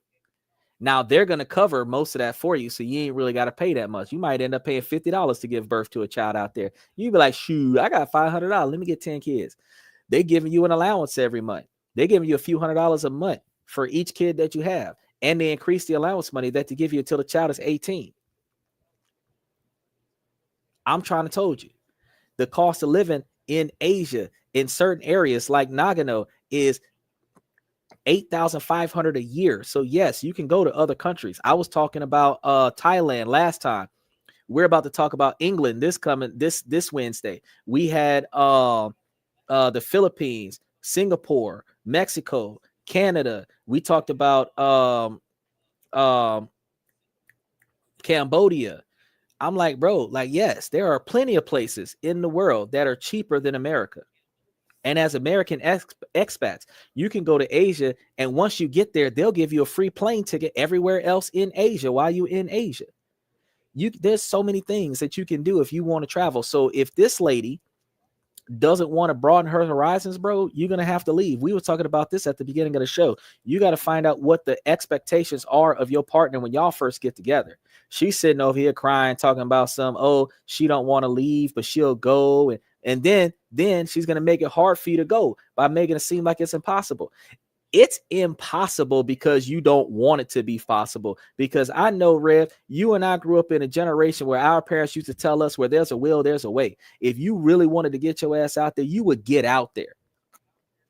It costs $350, I think, right now for a passport. It might be a little cheaper than that. It might be $250 right now, but I know that there was some inflation on it before. But I'm talking about with the expedited cost, it's somewhere between $250 and $350. You get your passport within 3 to 6 weeks. And they give you a passport card with the passport book, right? So you got 2 forms of photo identification, right? Plane ticket to Asia, $2,000. If you taking a second person, you're paying $5,000, right? If you got $5,000 to fly somewhere, you got $10,000 to pay for your standard of living while you're out there, and you got another $5,000 to pay for your standard of living in America. I don't know why the fuck she complaining, because you're successful. Because broke folks can't afford that. I just rolled out the list just so you can go over there and live there for a couple months. I just rolled out a list of the expenses because your standard of living in America got to be paid for because you got to have a house to come back to. So you got to pay the rent, light, gas, or water for the house that you're living in while you're living in another country. You got to pay for your standard of living in another country. You got to pay for the plane ticket over there. Now that $5,000 is a one-way trip, so you're paying $5,000 to come back. So it's $10,000 round trip, $10,000 for your house in America for the month, and another $10,000 for your house overseas. It might be less. You might want to say, oh, well, my house don't cost that much. My house costs like 3 to 5. But you're going to want to pay 2 or 3 months worth of bills because you're not going to want your landlord calling you in another country wondering where the hell the rent money at. You might want to pay this month, next month, and the month after so that when you come back, your rent's already paid. That's why I'm selling you $10,000. But that's still $30,000 that you're going to spend so that you can leave the country for 3 to 6 weeks and then come back. Broke folks ain't got that kind of money. Broke folks don't have $5,000 in their bank account right now to get out there. You understand? So if your man is successful and he's willing to travel the world with him. You want to stay home? Why are you with a man that has goals and ambitions to travel the world? If you met him and he was talking to you about all these different countries he's been to, you already know that he's going to travel again. You're just going to go with him this time. Didn't I tell y'all at the beginning of the show that if a woman wanted a good man that could afford to take her traveling around the world, that he would just take her? Now, here we go. We got a man on the show right now sitting over here talking about how he want to live all over the world. And this woman don't want to go. He got the wrong one. He should have got some of the other chicken heads that was over there talking about some, ooh, he got to make $200,000 a year and he got to take me trips around the world. I like to travel. He should have got some of them because they would have loved to go. But they would have been going just because he's paying for it, not because they value him. See, we got to really think about our priorities. So he loves this girl. He doesn't want to leave the girl. And bro, all I can tell you is you've got to make a choice. You're either going to swallow your pride and not travel because she doesn't want to go, or you're going to go without her. Because if you take her with you, she is going to bitch the rest of your life. She was going to complain like a child in detention. She is going to complain like a child at church when they're supposed to be out playing with their friends. She is going to complain like a child in school suspension on a Saturday. She is going to complain like a lazy person at work doing overtime on their day off. She is going to complain. You understand me? The whole time. And what's going to happen is that her complaining is going to get on your nerves. That complaining is going to lead to fighting. That fighting is going to lead to y'all breaking up. And if you don't fly her ass back to her home country, you're going to abandon her in the new country because y'all are going to break up and you're not going to give two shits on how she gets back to her house. That's the plus side. The downside is that y'all can live good for a little bit. Then y'all fly back home for the holidays and then an emergency happens and she can't leave. Now you got to fly back to the life that y'all done built in the other country without her. Either way, it's not going to end well because she don't want to go. So recognizing that she don't want to go, now you got to make a conscious choice. You're going to stay with the woman that you think you love, where you're going to suppress the misery that you have because you're not living a life that you can afford, that you want to have for her, you, and your children, and hope that that resentment isn't taken out on her. Or you're going to leave without her and regret the fact that she didn't want to come with you. But you would be better off leaving without her and regretting the fact that she didn't want to come with you because the other two options are toxic. See what I'm saying? So let's go ahead. I think we got one or two more. Let's go ahead and touch these. I appreciate y'all like and subscribe as y'all come better through. Profile. I swear every guy that says to lower my standards or whatever never understands it from the girl's point of view. I'm getting a bazillion matches, and most of them have the most terrible profiles ever. I could barely get a judge of character, let alone if we're compatible. So of course I'm going to only swipe on more attractive guys. Okay, ran over, sorry, I'm just frustrated, but please do make your profile a bit better. Why do I feel like this shit happens all Do you hear the shit we going through? the time after a few dates? She said, make our profile better.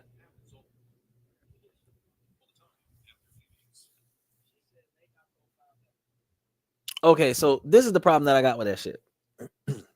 Now, we ain't got a bajillion hits on our social media platforms or our dating apps that we're on. You feel me? We do the best that we can. And I can understand, Rev, you know this for firsthand, brother. We don't even know what the hell to say on a damn platform. There's certain stuff that we shouldn't say, and there's certain stuff that we wish we could say. And at the end of the day, we're really just looking for a good woman to help us live a good life. While we gonna do all the hard parts, we need her to do all the organizational easy parts so that we can function better. But we can't put that into a dating platform because asking a woman to be responsible and be cooperative and be contributing to the relationship in a situation that does not require her to put money into the fold is not what women want to hear. Women want to hear a man that's looking for a good time. Women want to hear a man that's looking for trips around the world. They're looking for a man that wants to spend on them without them having a requirement to reciprocate. If a man puts in his bio the fact that this woman's got to fill a job description that's called being the wife, and he lists all of the stuff that she's got to do, she ain't gonna click on that shit. She gonna be like, oh hell no, he's too demanding. So what do we put into the bio? What do we put into our description? My description usually is simple: looking for a lifelong partner, wife, material that will do what I say. Period. That's it. If you click on that shit, look, that's and that last part is asking too much of them. It's asking too much of them. Yeah, I get a few hits every day, but I gotta understand it's not nearly as much as her bajillion hits. What do you want a man to say that'll make you go find out what kind of man he is? But you gotta understand though, is that if I'm a 6, 7, 8 figure man, I'm gonna want a woman that's gonna follow my instructions, because you're not gonna fuck up my money. You're not gonna fuck up my empire. You're not gonna destroy the life that it took 3/4 of my life to build. So if you're gonna come over here, there's gonna be some training involved for you to learn how to function in my life so that you don't fuck my life up. So the question is, what is a man supposed to put in the bio? But you notice she's only swiping on the guys that look good, not on the guys that sound like they got their shit together. She's not swiping right on the guys that look like they've got their priorities in order. She's only swiping on guys that look good. But they could be 3 different baby mamas. They could be on probation. They could have they could have they mama staying in their mama house still. They don't have to have their shit in order. They just got to look attractive. Then when you go out on a date with these dudes, these are the guys that don't end well with good dates. Now you're in a situation where the dudes that you swipe left on would have probably been more effective for you, but we don't know what to put into the bio. So unless a man sits there and collaborates with other men on a standardized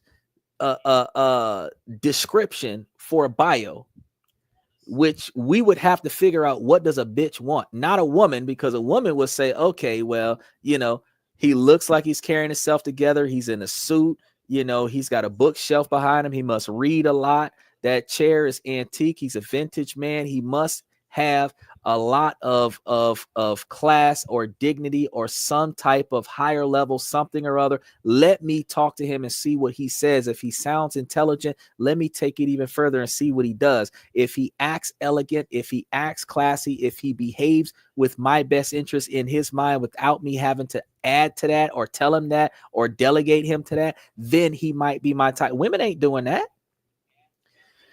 But this first date, I'm entertaining you. So let me ask you a question. If you're going to swipe left, unless I put the right text in the bio. So now I have to put the right text in the bio so that you swipe right. Then I have to offer to take you to a 5-star restaurant that's going to cost me $300 so that you can go on a date to meet me in person. Then I'm going to impress you this whole afternoon so that you will want to talk to me again. But you didn't put any effort into finding value in me that would make me valuable to you. And I spent my whole afternoon putting my money on a table to impress you so that you could come back so that I could talk to you again and find out all the things that you like, all the things that make you happy, all the things that make you feel important. But never once did you or I put any effort into me finding out or you finding out what I like, what I need, and what about you makes you important to me. And then we end up in a relationship where at no point in time did you ever find out what it would take to be in a relationship with me. At no point in time did I explain to you what it took for you to be in a relationship with me. And now the relationship is not the way I want it to be. And as a man, we're not allowed to complain about it because we are shamed as men for complaining to our women about the fact that our woman is not doing enough. And now I'm in a compromising position like the man that was just up here, where we are complaining about the fact that the woman that we are with is not the woman we wish we had, even though the woman that she used to pretend to be at on the first 10 dates is the kind of woman that we wish she would have stayed for the rest of her life. She was putting on a show because we was entertaining her. And now that we are not entertaining her, now she is showing the colors that we didn't like, that we ignored, that we was sitting there nose wide open. Oh, the sex is good. It's okay that she got a piss poor attitude. She's sassy. I like sassiness. I'm going to tell you something right now. I'm a grown ass man. If the bitch is sassy, she ain't staying here. I don't even let my children be sassy. I don't let my parents be sassy. You not disrespecting me talking about some, oh, you sassy. Your ass ain't getting shit from me. At the end of the day, as a man, we have an obligation to stand on those non-negotiable expectations for behavior. So yes, sir, Rev said, I could tell that you've done your homework, bro. You are really telling my life right now. This is because all men go through this, not some men. All men go through this. Some men learn from it. Some men grow from it, but all men go through this. All women go through this. Some women learn from it. Some women grow through it. But all of us experience this shit. And what you got to understand is that because we're not making the right choices, that's why life sucks. That's why the shit ain't right. So if I put my foot down from the beginning and tell you that you're not hitting me in the face, because if you hit me in the face, you're going to catch a right and a left hook. Your ass ain't putting your hands on me. I tell my girlfriend from the gate, we don't play fight. We don't play fight because I will fuck your ass up. The last time I play fighted, 35 police officers were hospitalized. You don't play fight with me. And we all was fighting at the same time. It was 1 on 35. You don't play fight with me. I let them know from the get-go. I'm respectful about it. I'm respectful about it. I let my woman know from the beginning at the very first date that there are federal attorneys that have told me that they will allow me to babysit their children because they know that I'm better than Neil Eason from Taken. I will not let nothing happen to what is valuable to you because I will let my life and freedom on the line in the most aggressive fashion to protect what's mine and what's valuable to me. So at the end of the day, if you know what I am willing to do to my enemy, you do not want to put yourself against me as my enemy. You want to stay beside me as my partner. You want to make sure that I can fight another day. You want to make sure that I can get out there and throw them blows. You want to make sure that I recover so that I can go and make that money. So you don't want to fight with me. You don't want to disagree with me. You want to have your own opinion and my opinion, and we can negotiate this stuff. But you don't want to just disagree with me just because it wasn't your idea. You want to come to understand the rationale between why you want what you want and why I want what I want. But if we're not talking about this from the beginning, I fucked up. Because I let you stay here because you was cute. I let you stay here because the sex was good. I let you stay here because I'm not alone. But now I'm not happy. You happy because I'm putting forth the effort to make you happy, but you're not putting forth the effort to make me happy. See, we got to make that change as men. This podcast is from a man's perspective, specifically designed for the betterment of men. But ladies, y'all can learn something from this because you can listen to a man that's not going to tell y'all that y'all ain't shit because y'all are the most valuable thing on the face of this earth, but y'all don't act like it though. Ladies, y'all are the best thing that a man can have, but y'all don't act like it though. We strive our whole life to get one of y'all, but y'all don't act like y'all are valuable. That's why y'all aren't valuable. Y'all behave like the trash in the street that we was playing around with in high school. Like that little girl that was 15 years old, slept with 25 boys in the bathroom at a high school in a Christian high school. Why is she sleeping with 25 boys? What kind of upbringing she had that she was voluntarily sleeping with 25 boys in her high school? Her whole career is ruined. You feel me? That story came out right when the women were shaving their heads and protesting abortion. Now, if this little girl got pregnant by one of the 25 boys that she slept with in high school, she gonna want to get an abortion because she can't afford to take care of that child. Now, this is the problem that we have. But as ladies, we got to hold y'all accountable for what y'all do wrong, and men, we got to hold ourselves accountable for what we do wrong. So, ladies, if y'all fucking up by y'all making wrong choices by swiping right on all the bad men and swiping left on all the good men, that's why you got a whole life of trauma where you sitting over here talking about men ain't shit because you dealt with ain't shit men. But fellas, the reason why we dealt with a whole life of trauma because we was going after all the loose women. If we was going after a woman with quality and class and value, we would not have had all that damn trauma. We had trauma because we got the bad girl. She got trauma because she got the bad boy. When we start paying attention to the good qualities in people and do quality over quantity, instead of us fucking as many girls as we can, we look for the last one, not the next one. And ladies, instead of y'all throwing it against the wall, y'all save it for the last man, not the next man. because all of the emotional trauma you got for each time you spread your legs, whether that's a long-term relationship or a jump off, that trauma bothers you. That's why you checking his GPS signal. That's why you going through his Google data. That's why you searching through all of his social media profiles, because you trying to find out if you're still valuable to him. Because if he can find another woman that can do what you don't do or do what you do better than you, he will leave your ass for another woman. You know that women are a dime a dozen, but the top 23% of men is a top 23% of men. So if you get you a keeper and you can't keep him, somebody else will. So to prevent him from going somewhere else, you stalk him, you follow him, you trap him, you abuse him, you beat him down, you break him, and then you hold him hostage so that don't nobody else get him. But you know what you should have been doing? You should have been praising him. You should have been helping him. You should have been supporting him. You should have been motivating him. You should have been building him up. And you know why you should have been doing that? Because if you're doing for him what no other woman in his life has been willing to do, he has no reason to go nowhere, because he is not going to find another you. Because out of Rev already told you, between me and him, I don't think between the two of us that we had 5 compliments in the past 5 years between the two of us. You feel me? That's 2 men. Between 2 men, we probably ain't had 5 compliments from a woman now, not from another man, from a woman. We have not had 5 compliments from a woman.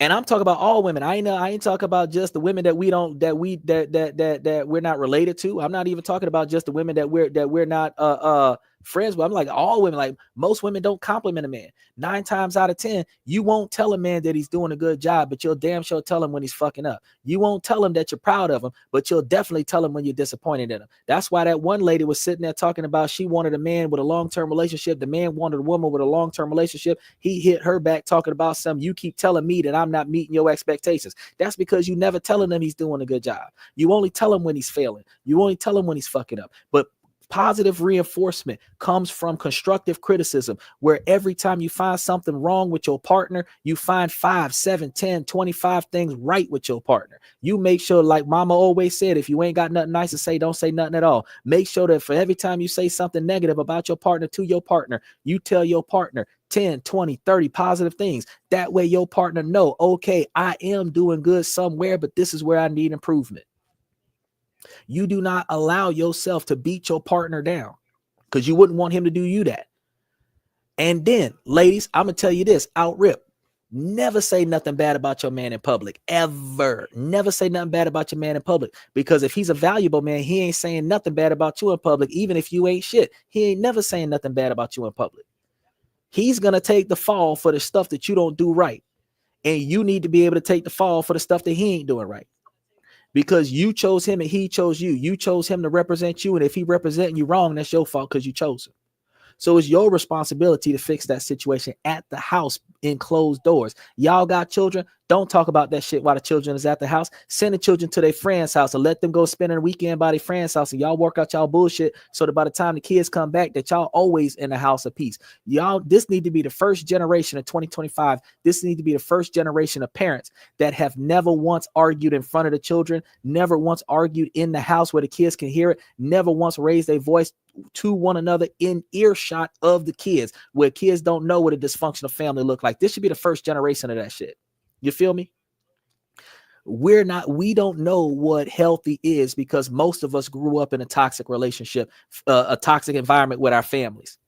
We watching mom and dad fight. We watching grandma and grandpa fight. We watching aunties and uncles fight. We watching a neighbor lady fight her husband. We watching a neighbor lady fight her boyfriend while her husband is gone. And she mad at both of them men because both of them men is cheating on her with another woman down the street. That's the kind of stuff that we look at. We look at Bad Girls Club. We look at these dating shows where the big buff dude is fighting everybody. He need to be in jail right now. How this man got in 13 different fights in this damn season and he ain't been in prison yet? He should be sitting on so many charges right now. This makes no damn sense. But this is what we look at. We like violence. We like chaos. We like dysfunction. And then when we get into a relationship, we believe that dysfunction is healthy relationship. Oh, he loved me because he allowed me to treat him like shit.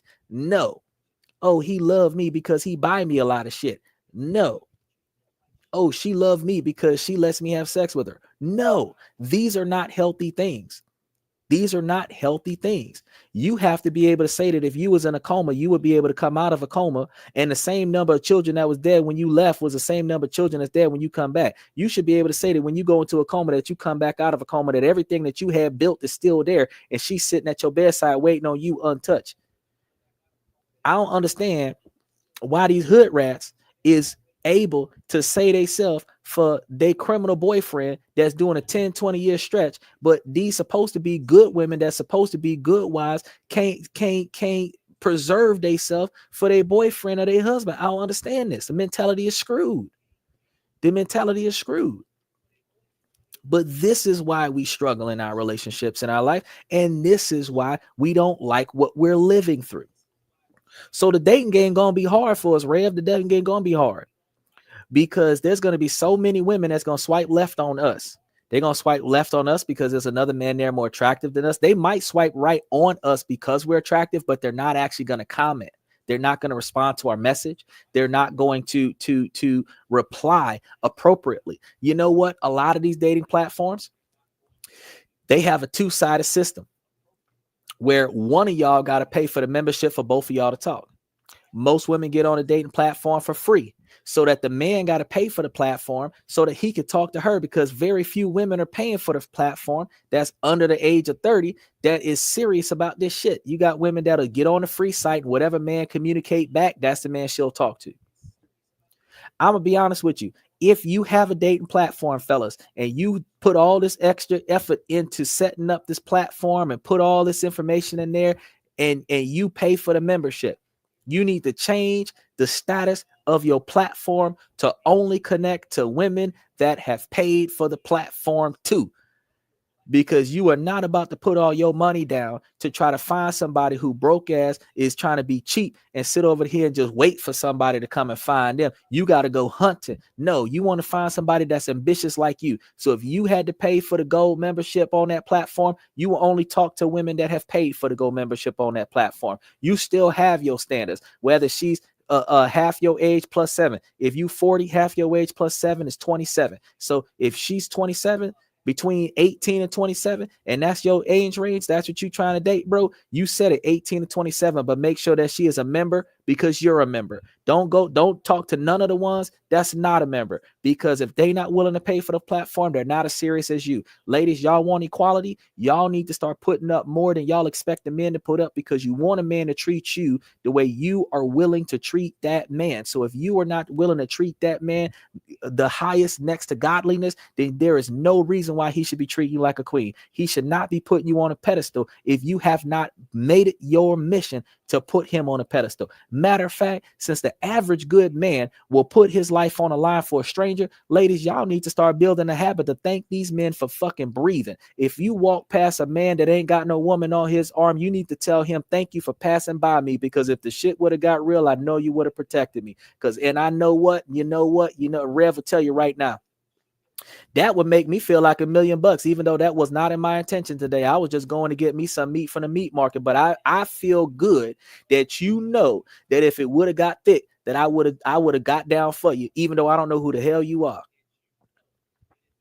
Y'all need to start valuing the same way we throwing out bullshit ass compliments to women that look like whores. These women need to start throwing out damn sure real life, really appreciative. I thank you for being in the vicinity, bro, because if somebody would have snatched my purse, you would have got it back for me. That's real talk.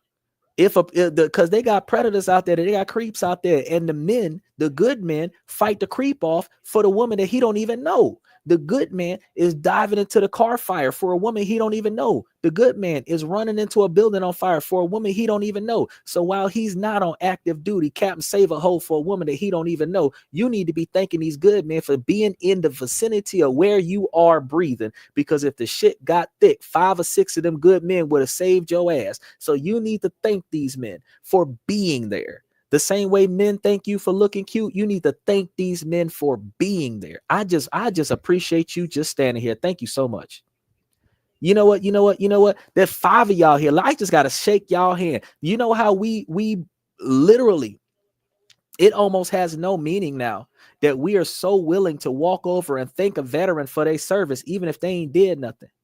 But you won't thank an average man for being good. Y'all need to start thinking about that shit. So, and that's the other half of the scenario that I got to talk to the ladies about now, because some of the ladies don't want to hear this part. But ladies, y'all the reason why the men ain't shit. I'm gonna tell you, I already blame the men for the reason why the women ain't shit, but the ladies, y'all the reason why the men ain't shit. You know why? Because since the boys aren't being raised by men, 18% of men get their children. So the other, what is it, 92% of the children, the women got. 82% of the children the women got. So the single women are raising the boys to be bitches, right? Then the boys are then going to be more conditioned by the women that they date to be servant bitches. Then the men are going to get tired of treated like a bitch, and then the men are going to be abusive. Now y'all are mad at the men. You're going to blame the women in the man's life. But who are the women in the man's life? His mother, his sister, his auntie, his first 7 girlfriends. Nowhere in there was that man raised like that by a man. That man was raised like that by the women in his society. So the ain't shit men that y'all got in y'all society, that's y'all fault. If y'all start treating these boys like fucking kings, y'all start treating these boys like princes, y'all start teaching these men how to carry themselves with self-respect and self-dignity, and y'all teach these men how to take good care of the women and only look for value and not just run out there and stick it into any woman that's willing to spread them, then you will build a generation of good men in the next generation where your daughter can find a good man. The reason why your daughter can't find a good man is because your best friend's 15th son ain't shit, because she wasn't shit and she raised him not to be like shit. That's why your daughter can't find a good man. The last generation set the par for the current generation, and the current set the par for the next generation. The next generation ain't shit because this generation ain't shit, and this generation ain't shit because last generation ain't shit. We got to break the cycle somewhere. First person accountability. So I tell y'all, ladies, I'm gonna tell y'all this. I'm gonna let y'all know from both sides of the fence that the men are doing better. This podcast is all about helping the men find ways to do better. So tomorrow, Monday, Tuesday, Wednesday, we're going to be talking about money. We're going to be talking about how the country is changing in America and how we need to get that money. We're going to be talking about business and finance. We're going to be talking about other countries we can go to make and save and invest and spend money where we do not have to stay in America and be miserable. We don't have to stay in another country and be. If y'all in another country, y'all can come to America, because I just gave y'all HB1 status. I gave you EB5 status. I gave you EBW NH2 status. I just showed y'all how to get into this country. I just showed y'all what y'all could do. I just showed y'all how to build an LLC. I just showed y'all how to build a C corporation. I just showed y'all how to build a trust. I just showed y'all how to open up a bank account with over 8,000 financial institutions in this country, and all of them are offering incentives right now for checking accounts with 5 to 7% interest, 5% interest for the bank accounts, 7% interest for the credit unions, and you could put $500 in each one of them accounts. And you could just, every time you decide to go to the club, don't go to the club, go to the bank, open you up a checking account, put $500 in that checking account, 5% interest annually, regardless of inflation. Guaranteed money. And you can open up an unlimited quantity of bank accounts in the world. I told you how you could open up all of them bank accounts in this country. If you got 2 bank accounts, 1 credit union and 1 bank account in every state of the country, you got 100 bank accounts. You have 100 accounts. I also told you guys that you need an incoming bank account, so all your direct deposits from wherever your money comes from. You need a business bank account for all your money to come from. I said you need to have an outgoing bank account for all the bills that you're going to pay, an auto pay bank account for anything that, a website, online bank account, so that when you spending money online, that your direct deposit money ain't affected by that. Your outgoing business bank account, that's what 7 right there, right? Then guess what? Because they're doing direct deposit with your goddamn IRS tax return money, and Elon Musk is looking at your fucking paycheck, you need a specific bank account just for your tax refund, so that if they take money out of that bank account, it ain't fucking with your paycheck. And if they put money in that bank account, you're redirecting it to your outgoing paycheck. That's 9 fucking bank accounts right there, bro. And if you're doing investing, that's another bank account, 10, right? I'm gonna tell you that's 10, and that's in one state. If you just gonna do it all in one state so that you can get everything set up, I'm telling y'all need East Coast banks, because the East Coast banks ain't on the West Coast. The East Coast banks ain't in Central. The South Side banks ain't on the North Side. The West Coast banks ain't on the East Coast. You need banks all over this country, because if some bullshit happened and you got to walk into a bank, you better have a branch there. You have to have a branch in that state. And if you don't, you fucking up. Rev said, I'm in Cleveland, Ohio, bro. What time you usually come on? I'm on every night at 10. Well, we're about to hit daylight savings time. So right now I'm kind of starting at about 11 o'clock Central Standard Time, which is 12 o'clock Eastern Standard Time, 7 o'clock California clock time. I'm supposed to start the show at 10 o'clock Central Standard Time. That's when I'm supposed to start the show. Now, daylight savings time is next week. So daylight savings time is going to make 10 o'clock, 11 o'clock. So instead of me starting at 12 o'clock, which would be 11 o'clock, I am guaranteedly going to start at 10 o'clock because that's when all y'all come in, because I'm honoring the people on the east side of the world that are here from Green Minutes time. Y'all at Green Minutes time and Universal Standard Time, that's 4 a.m. I'm going to be here at 4 a.m. But I am here 7 nights a week. I don't let the sun rise without me going live on the show. So if you like and subscribe, and you come and check for the show, sometimes I got today's show scheduled. Sometimes I haven't scheduled it yet, like I did today by accident. But right around 10 o'clock, you look for the show. And if you don't see it, you hang out. It'll pop up. And right after it pops up, you click the button, because right after it pops up, I'm popping up. I'm going to be here every day of the week. And I'm always talking about something different, something better, something about improving ourselves. But look at all of what I just told you in the last 10 minutes. You could take some of the financial advice that I gave you. Broke folks can take some of the financial advice that I just gave you. Build yourself up an emergency fund, because if you put $500 in a bank account every time you get some money, and then you get a different bank account every time you get some money, you got 10, 20, 30 bank accounts giving 5% interest. You get you some credit unions to do a 7% interest. That's your emergency fund. It keeps building money until you need some money. So instead of you having to hurry up and cash out on a stock option, cash out on a CD, lose out on money with penalties and everything like that for early withdrawal, you could just clear out all them bank accounts. You could just clear out all them bank accounts, take care of whatever emergency you got to take care of, and then put the money back. All you got to do is leave the minimum balance in each one of them bank accounts. And your money making money for you till you need it. I told you guys, get you a Clio account. Clio account help you with credit builders. Folks that's trying to build your credit, if you get the Clio account, you can link all of your bank accounts together. Then if you need some money, you can just wire transfer all the money from each one of your bank accounts to your Clio account. You can have up to 20 bank accounts on one email on your Clio account. You can add another email to your Clio account, add another 20 bank accounts. You only got to pay $15 a month. It's $45 every quarter. You let them take it out once every 3 months. They take $35-$40 out of your account. That's it. And they report to the 3 major credit agencies, which, by the way, I'm working on disputing with them so that I can show you guys how to get that shit off your credit report so that y'all can start building up your credit. Get you some secured credit cards. Get you some unsecured credit cards. Build yourself up to a 720. That way you get lower interest rates, because the higher your credit limit is, or the credit capital is, the available credit, the lower your interest rates on your car insurance. So your car insurance go down because your credit score go up. Your mortgage goes down because your credit score goes up. Your health insurance interest rates go down because your credit score go up. So I'm helping y'all with all that stuff. So when I tell y'all how we make bad choices in life because we ain't teaching one another nothing, we ain't learning from one another, but the top 1% got that good old boys club where the last generation is teaching the next generation's children how to be successful. That's why they keep their money in the family, because they're the last generation, great granddad is telling great grandchild how to be successful. By the time the child is 18, the child has been drilled how to be successful. They ain't even want to hear that shit, but they've been drilled on how to be successful. We spend from 18 to 35 trying to figure out how the fuck to be successful. Then when we figure it out, we don't tell nobody. We just marinate on the fact that we finally found a woman to settle down with and hope to God she don't leave us. But if we taught the next generation how to be successful, we taught the next generation how to keep a good relationship, we teach the next generation what quality looks like. Because a lot of us can say right now, y'all been watching a podcast for 3 hours, and a lot of y'all can say y'all ain't never seen a black man in a suit that wasn't going to jail. You feel me? We ain't going to court for nothing. I just wear suits because I look good in them. You feel me? And the fact is that we don't pay attention to the fact that we could have been doing better this whole time.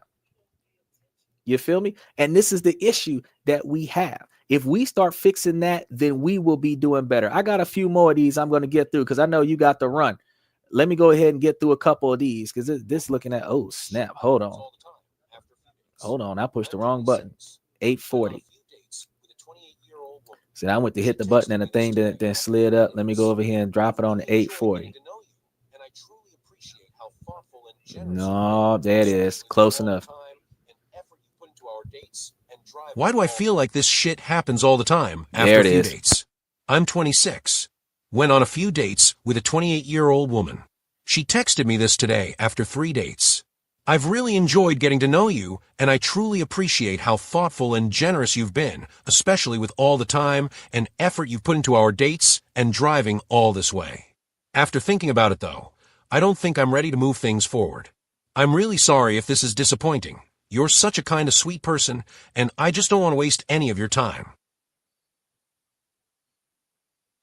Is there something wrong with me? I seem to have terrible luck. Okay, so what happened is that something came up in her personal life, whether it was an ex-boyfriend, whether it was a family member, whether it was demands on a job, whether like shit just went to hell. She can't commit to you right now. That's what happened. A lot of the times it's not you, it's me rejections, is the fact that they're not interested, where you took them out on a life of fun, but they're not looking for commitment right now. They're looking for fun. You're looking too stable right now, which means you're looking too unattractive right now. That is a lot of the times. It's not your fault, bro. A lot of the times they just ain't ready to settle down yet. They feel like 35, 38 years old after they done got 2,000 bodies under their belt, that now it's a good time for them to retire. But that's not the case. You were supposed to stop. You wasn't even supposed to start. You were supposed to maintain to the best of your ability. If you got 5 under your belt at 25, you're doing too much. If you got 15 under your belt at 30, you're doing too much. So if you got 100 under your belt, you should quit while you're ahead. If you got 1,000, you just know what? Don't even talk to nobody. Don't even talk. Don't even. That's why they say, oh, body count don't count. We don't worry about my body count. Don't worry about, because you out there doing too much. You're doing too much. But the truth of the matter is that every woman will admit that the first 4 men that they were sleeping with, the first 4 men they were in a committed relationship with, they gave those first 4 men the best that they could possibly get. Every man after that, fuck it. And that's the problem. We want the woman when she wants to give us her best. We don't want the woman that is no longer interested in what we need. And the more men that you date, the more men that you sleep with, the less you care about what we need, and the more you care about getting yours before we fail. And that's one of the reasons why the middle-aged women are less appealing, because the middle-aged women no longer are interested in satisfying the men. They are only interested in satisfying themselves. So a lot of us are 40, 45, 50. We're going to be dating 18 to 25, because 25 to 28 start getting sour. 30 to 35, really bitter. 35 to 40 to hit menopause. They're not valuable if you want children, but they are valuable if you don't care about children. But the attitude is there. You have to accept me as I am, crash car and all, and I don't care what you want. You got to have a good credit score. You got to have a good job. You got to have a $100,000 a year income. But I, as the female in a relationship, I don't got to have nothing. I just got to show up because I'm cute, because I'm sexually attractive. You get what I give you, but you better be what I expect of you. That is not a universal mentality. You must expect from him what you expect him to expect from you, but you guys are going to have different wants and needs, because you need financial stuff. He needs physical stuff. So he needs you to help him with stuff that he don't have time to do, and you need him to help you with stuff that you can't afford to pay for. So if he's going to catch your back with what you need, you got to make sure you catch his back with what he needs. That's uniformity. It's a symbiotic relationship. And if it's not a symbiotic relationship where only one person is benefiting, that person is the parasite. Notice, I didn't say that women are parasites. I said that if only one person is benefiting out of the relationship, whoever is the only person benefiting out of the relationship, that person is the parasite. You are supposed to always make sure that you're reciprocating. Sometimes it's going to be 60-40. Sometimes it's going to be 80-20. But sometimes you're going to do 80-20 of one thing, and sometimes I'm going to do 80-20 of another. Sometimes you're going to do 60-40 of one thing, and I'm going to do 60-40 of another. But we complement each other every single scenario. Where I fall short, you catch my back. Where you fall short, I catch your back. That way we never go undone together. So the premise of today's show is that we're supposed to drive that hard drive together because it's supposed to be us against the world, not us against each other. I'm going to tell you this real quick, Rev, that King Arthur ain't never had chaos in his kingdom, did he? His queen kept the kingdom at peace. There was no rebellion while he was off conquering the world. Camelot expanded the territories because the king left the kingdom to go and take over the world for the queen to have a bigger kingdom. But she did what was needed to be done. And King Arthur had concubines in the castle while he was gone. And she took care of the concubines until he got back. Wasn't nobody fighting nobody about nothing. But why the hell right now today, we don't even have a kingdom? We got to go hide in the garage. We got to go hide in the shed. We got to go hide at a homeboy's house. We got to go hide behind our mama house somewhere and hope that she don't find us. Why? And she not trying to keep the kingdom at peace, and he not trying to keep his kingdom at peace neither by letting the chaos come up in there. You need to be able to say, Miss Ma'am, you got too much hell and damnation going on. You need to go somewhere. Let's do this last one. We got one more up here. With online dating, I get a lot of likes and match with most of the guys I right swipe on, but they all seem to flake on me or ghost. I agreed to meet one guy on Saturday night, but merely hours before he tells me his dad is in town and wants to see him and won't be able to stay long. It felt like an excuse to me, so I canceled the date. I got talking to another guy who seemed really keen, asked me out quickly, and we planned to meet tonight. We had been talking for a few days, consistently, sharing pics and videos and voice notes. He told me how attractive he found me and how much he was looking forward to meeting me. Just last night, he sends me a voice note saying he can't wait to meet me. I don't hear from him all of today, and then less than 2 hours before we're due to meet, he tells me his uncle is in hospital with emphysema and pneumonia. I don't believe it for 1 second, as if he only just found out. I just don't get it. Why waste my time like that? I was nearly ready to go, had my hair done, and was all dressed. Either it's some coincidence that all the guys I agree to meet seem to have something come up just hours before we're due to meet, or they're flaking. I don't know what to think, and honestly just want to give up and feel like there's something wrong with me. There is something wrong with you. There is something wrong with you. Didn't you ever think that these men take care of their families? The man ain't tell you, oh, I'm not interested. The man told you that my family is in town. Instead of you saying, I'll come with you, you cancel the date. The other man tell you that his daddy is sick.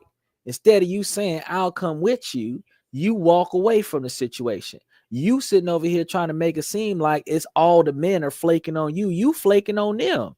If you was a single mom and you told a man who had been spent all this money on the babysitter and paid for the date and all this other shit, and you call him up 30 minutes before the date and tell him your child is sick and you can't go on a date, you would want that man to understand that you got obligation that is called family, and he need to respect that. So why the fuck this man tell you something going on with his daddy and you not gonna go over there and go make sure his daddy is okay? You ain't shit. How the hell you gonna tell me that this man daddy is in town, which means they don't live in the same town, which means they don't see each other very often, and just because his daddy is coming to town, instead of you getting there meeting him for a little bit, and then he might like you enough to take you to go meet his daddy, and you don't even want to go out there. You didn't cancel the whole goddamn day. You ain't shit. That's the reason why you can't find nobody. Instead of you being the kind of woman that's going to be supportive of a man going through some bullshit, whether it's the first date, the last date, you instead of you being the go-to queen, you the bailout queen.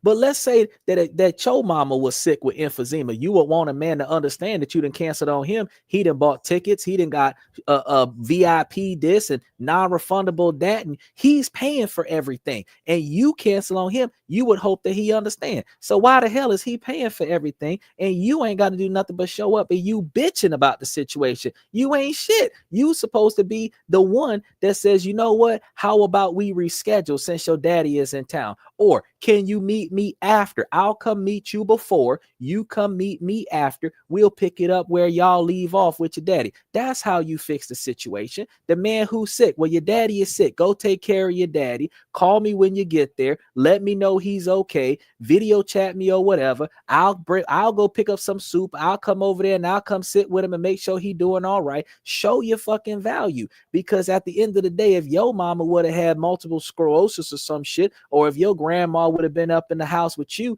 you would have wanted some man to take care of you and your goddamn mama. If you would have been out there with 8 kids, you would want him to take care of you and your 8 kids. So why the hell is 2 different men having their fathers? And we just sit here and talk about 45 minutes about how hard it is for a young man to have his father in his life. So how is you sitting over here with 2 men telling you something about their father in their life, and your ass is gonna run from that shit? You ain't shit. That's why you ain't finding nobody, because you got 2 good dudes sitting right there, and both of them probably would have gave you the time of day as soon as they finished dealing with their daddy. So that's why you single. You single because your priorities are screwed. Because if you would have been a family woman, you would have said, family is sick. Let me go make something for them to eat. Let me make something for daddy to be sick. Instead of canceling your date with me, bring your daddy with us, and then the 3 of us can have a good time tonight.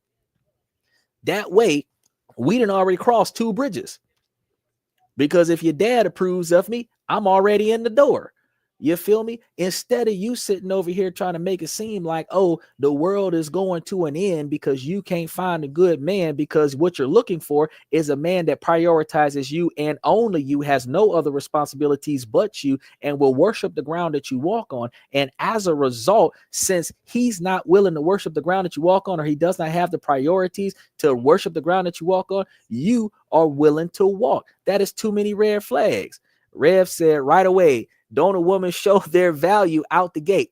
Women have never showed their value to a man inside of the first 10 dates. They don't have to. It's not that they're evil or anything like that. Women do not have to show their value inside of the first 11 dates. The social norms is that inside of the first 3 dates, they might sleep with the guy. Social norms is inside of the first 6 weeks, they sleep with the guy. Social norms is inside of the first 6 months, they sleep with the guy. But social norms is that the man shows husband material from the first date, or the man is not valuable. The woman does not have to show wife material from the first date. The woman does not have to show wife material from the relationship. When she commits to the man, she does not have to show wife material. In fact, a lot of the lower valued, lower class women demand that a man marry her before she shows him wife material. If she wants to be married where she's getting that financial commitment from him, because marriage is not under the eyes of the Lord. It's supposed to be, but it's not. It's a financial contract between 2 businesses. That is a merger, which is why you guys have a joint tax exemption in the United States, because you merge your business and her business together, and y'all are one business family. And that is what a marriage is. And now she has financial commitment of your assets and your resources, because 90% of the time when a divorce happens, you make more money than her because she only dates up. So when y'all divorce, she gets half of your shit. Very rarely does she make more money than you, and when y'all divorce, you get half of her shit. It doesn't happen that way. So really and truly, the women are not showing their worth. And since she's going to get half of whatever happens after we marry, she should be paying for the first 10 dates anyway, to make sure that he got the right woman to invest in. That's what the women do in the Philippines. Let me tell you something, Rev. You can do this if you go to the Philippines, because the women in the Philippines, $500 a month. Right? They got wife contracts, bro. They got women that you can employ to be your wife legally. And $500 a month. And she'll do everything that you want her to do. She'll give you 15, 20 years of her life of trying to love you, because you taking care of whatever the fuck she need for that $500 a month. It's not $500 a month and take care of what she need. It is give her that $500 a month to take care of what she need. Bro, that is 1 date with an American woman. 2 dates if she's cheap. And that date, 3 hours at the most. So 6 hours for $500 for an American woman, and 30 days for a Filipino woman for $500. Do you see where we fucking up right now financially? With a Filipino woman will rebuild your car, rebuild your washer and dryer, rebuild your furniture from IKEA. bro, we fucking up. This is the problem that we have. And then the women say that the men ain't shit because the passport bros is flying to other countries and going to get other women, talking about, so we go into other countries because we broke. But didn't I just tell you how we needed to have $20,000 to $30,000 to sustain our standard of living in America, sustain our standard of living in the Philippines, pick up that woman, get her a passport that cost us $2,500 extra to fly her back to America as a second ticket so that we can come and sit here with her in our country. That is a lot of money. So what we're doing is we're spending a shit ton of money to invest in another woman in another country because the women in our country aren't good enough to us. That's the problem. That's the problem.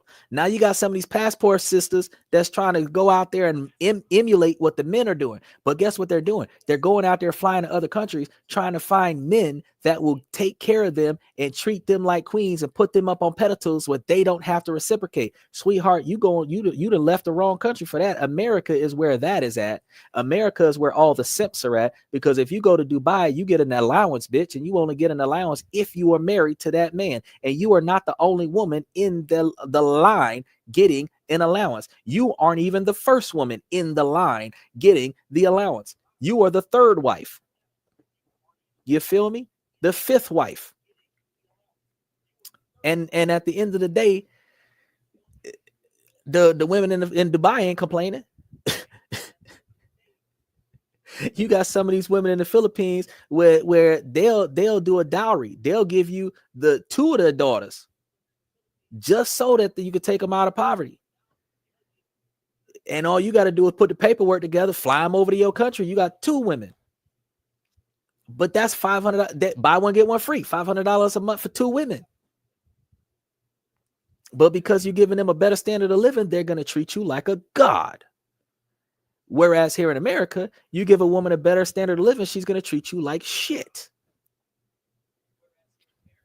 Now, nowhere in there is a woman going to fly to another country and find a man that'll treat her better than the men treat her in America, unless she finds higher quality men, which means her goal is now to make herself perceivably look valuable so that she can then parade herself around to be approached by what she would hope to be more valuable men, clearly go after men that are not her type because her type is toxic, and then hope that that guy does for her what the last 10,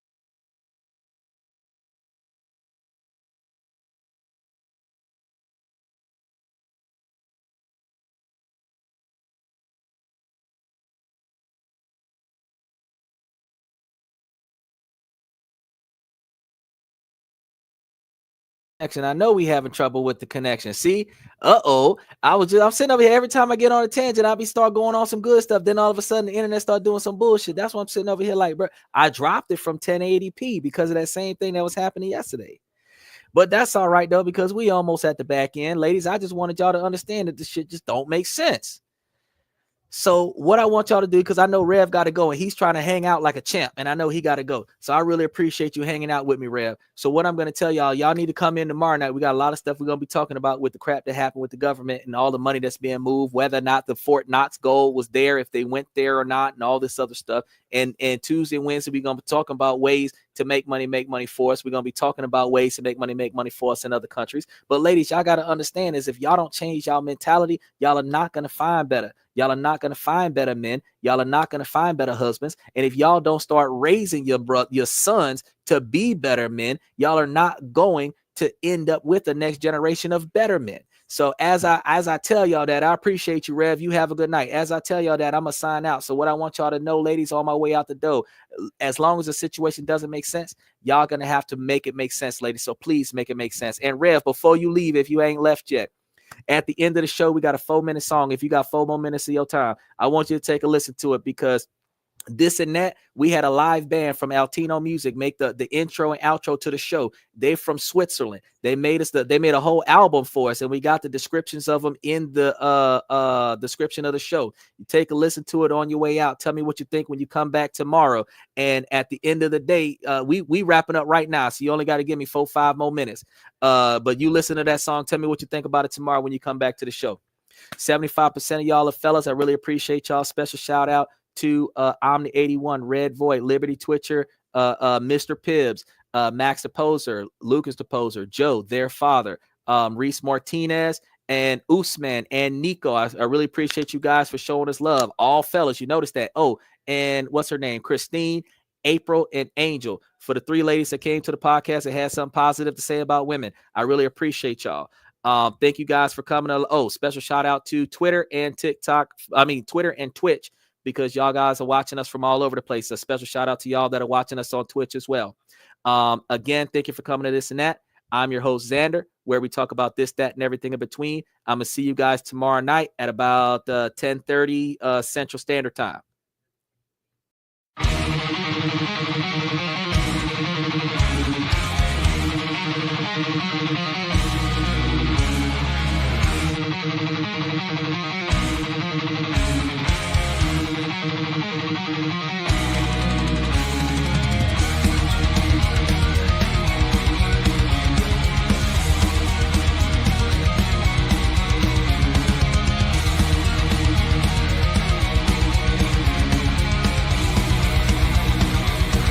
Higher ground.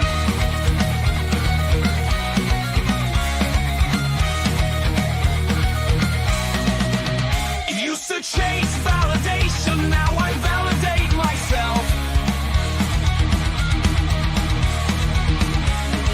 Building inner strength, putting doubt upon the shelf. No more unnecessary drama, no more wasted time. Climbing higher, constantly making my own climb.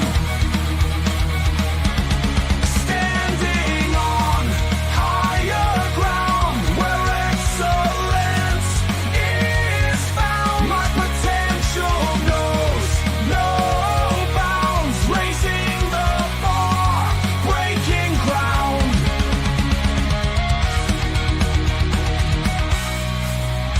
My network is my net worth.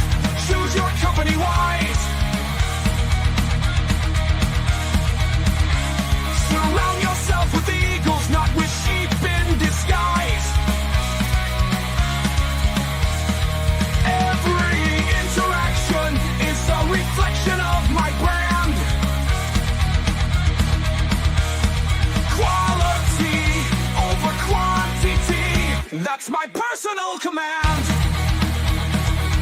I'm not landing on higher ground where excellence is found. My potential knows no bounds, raising the bar, breaking ground.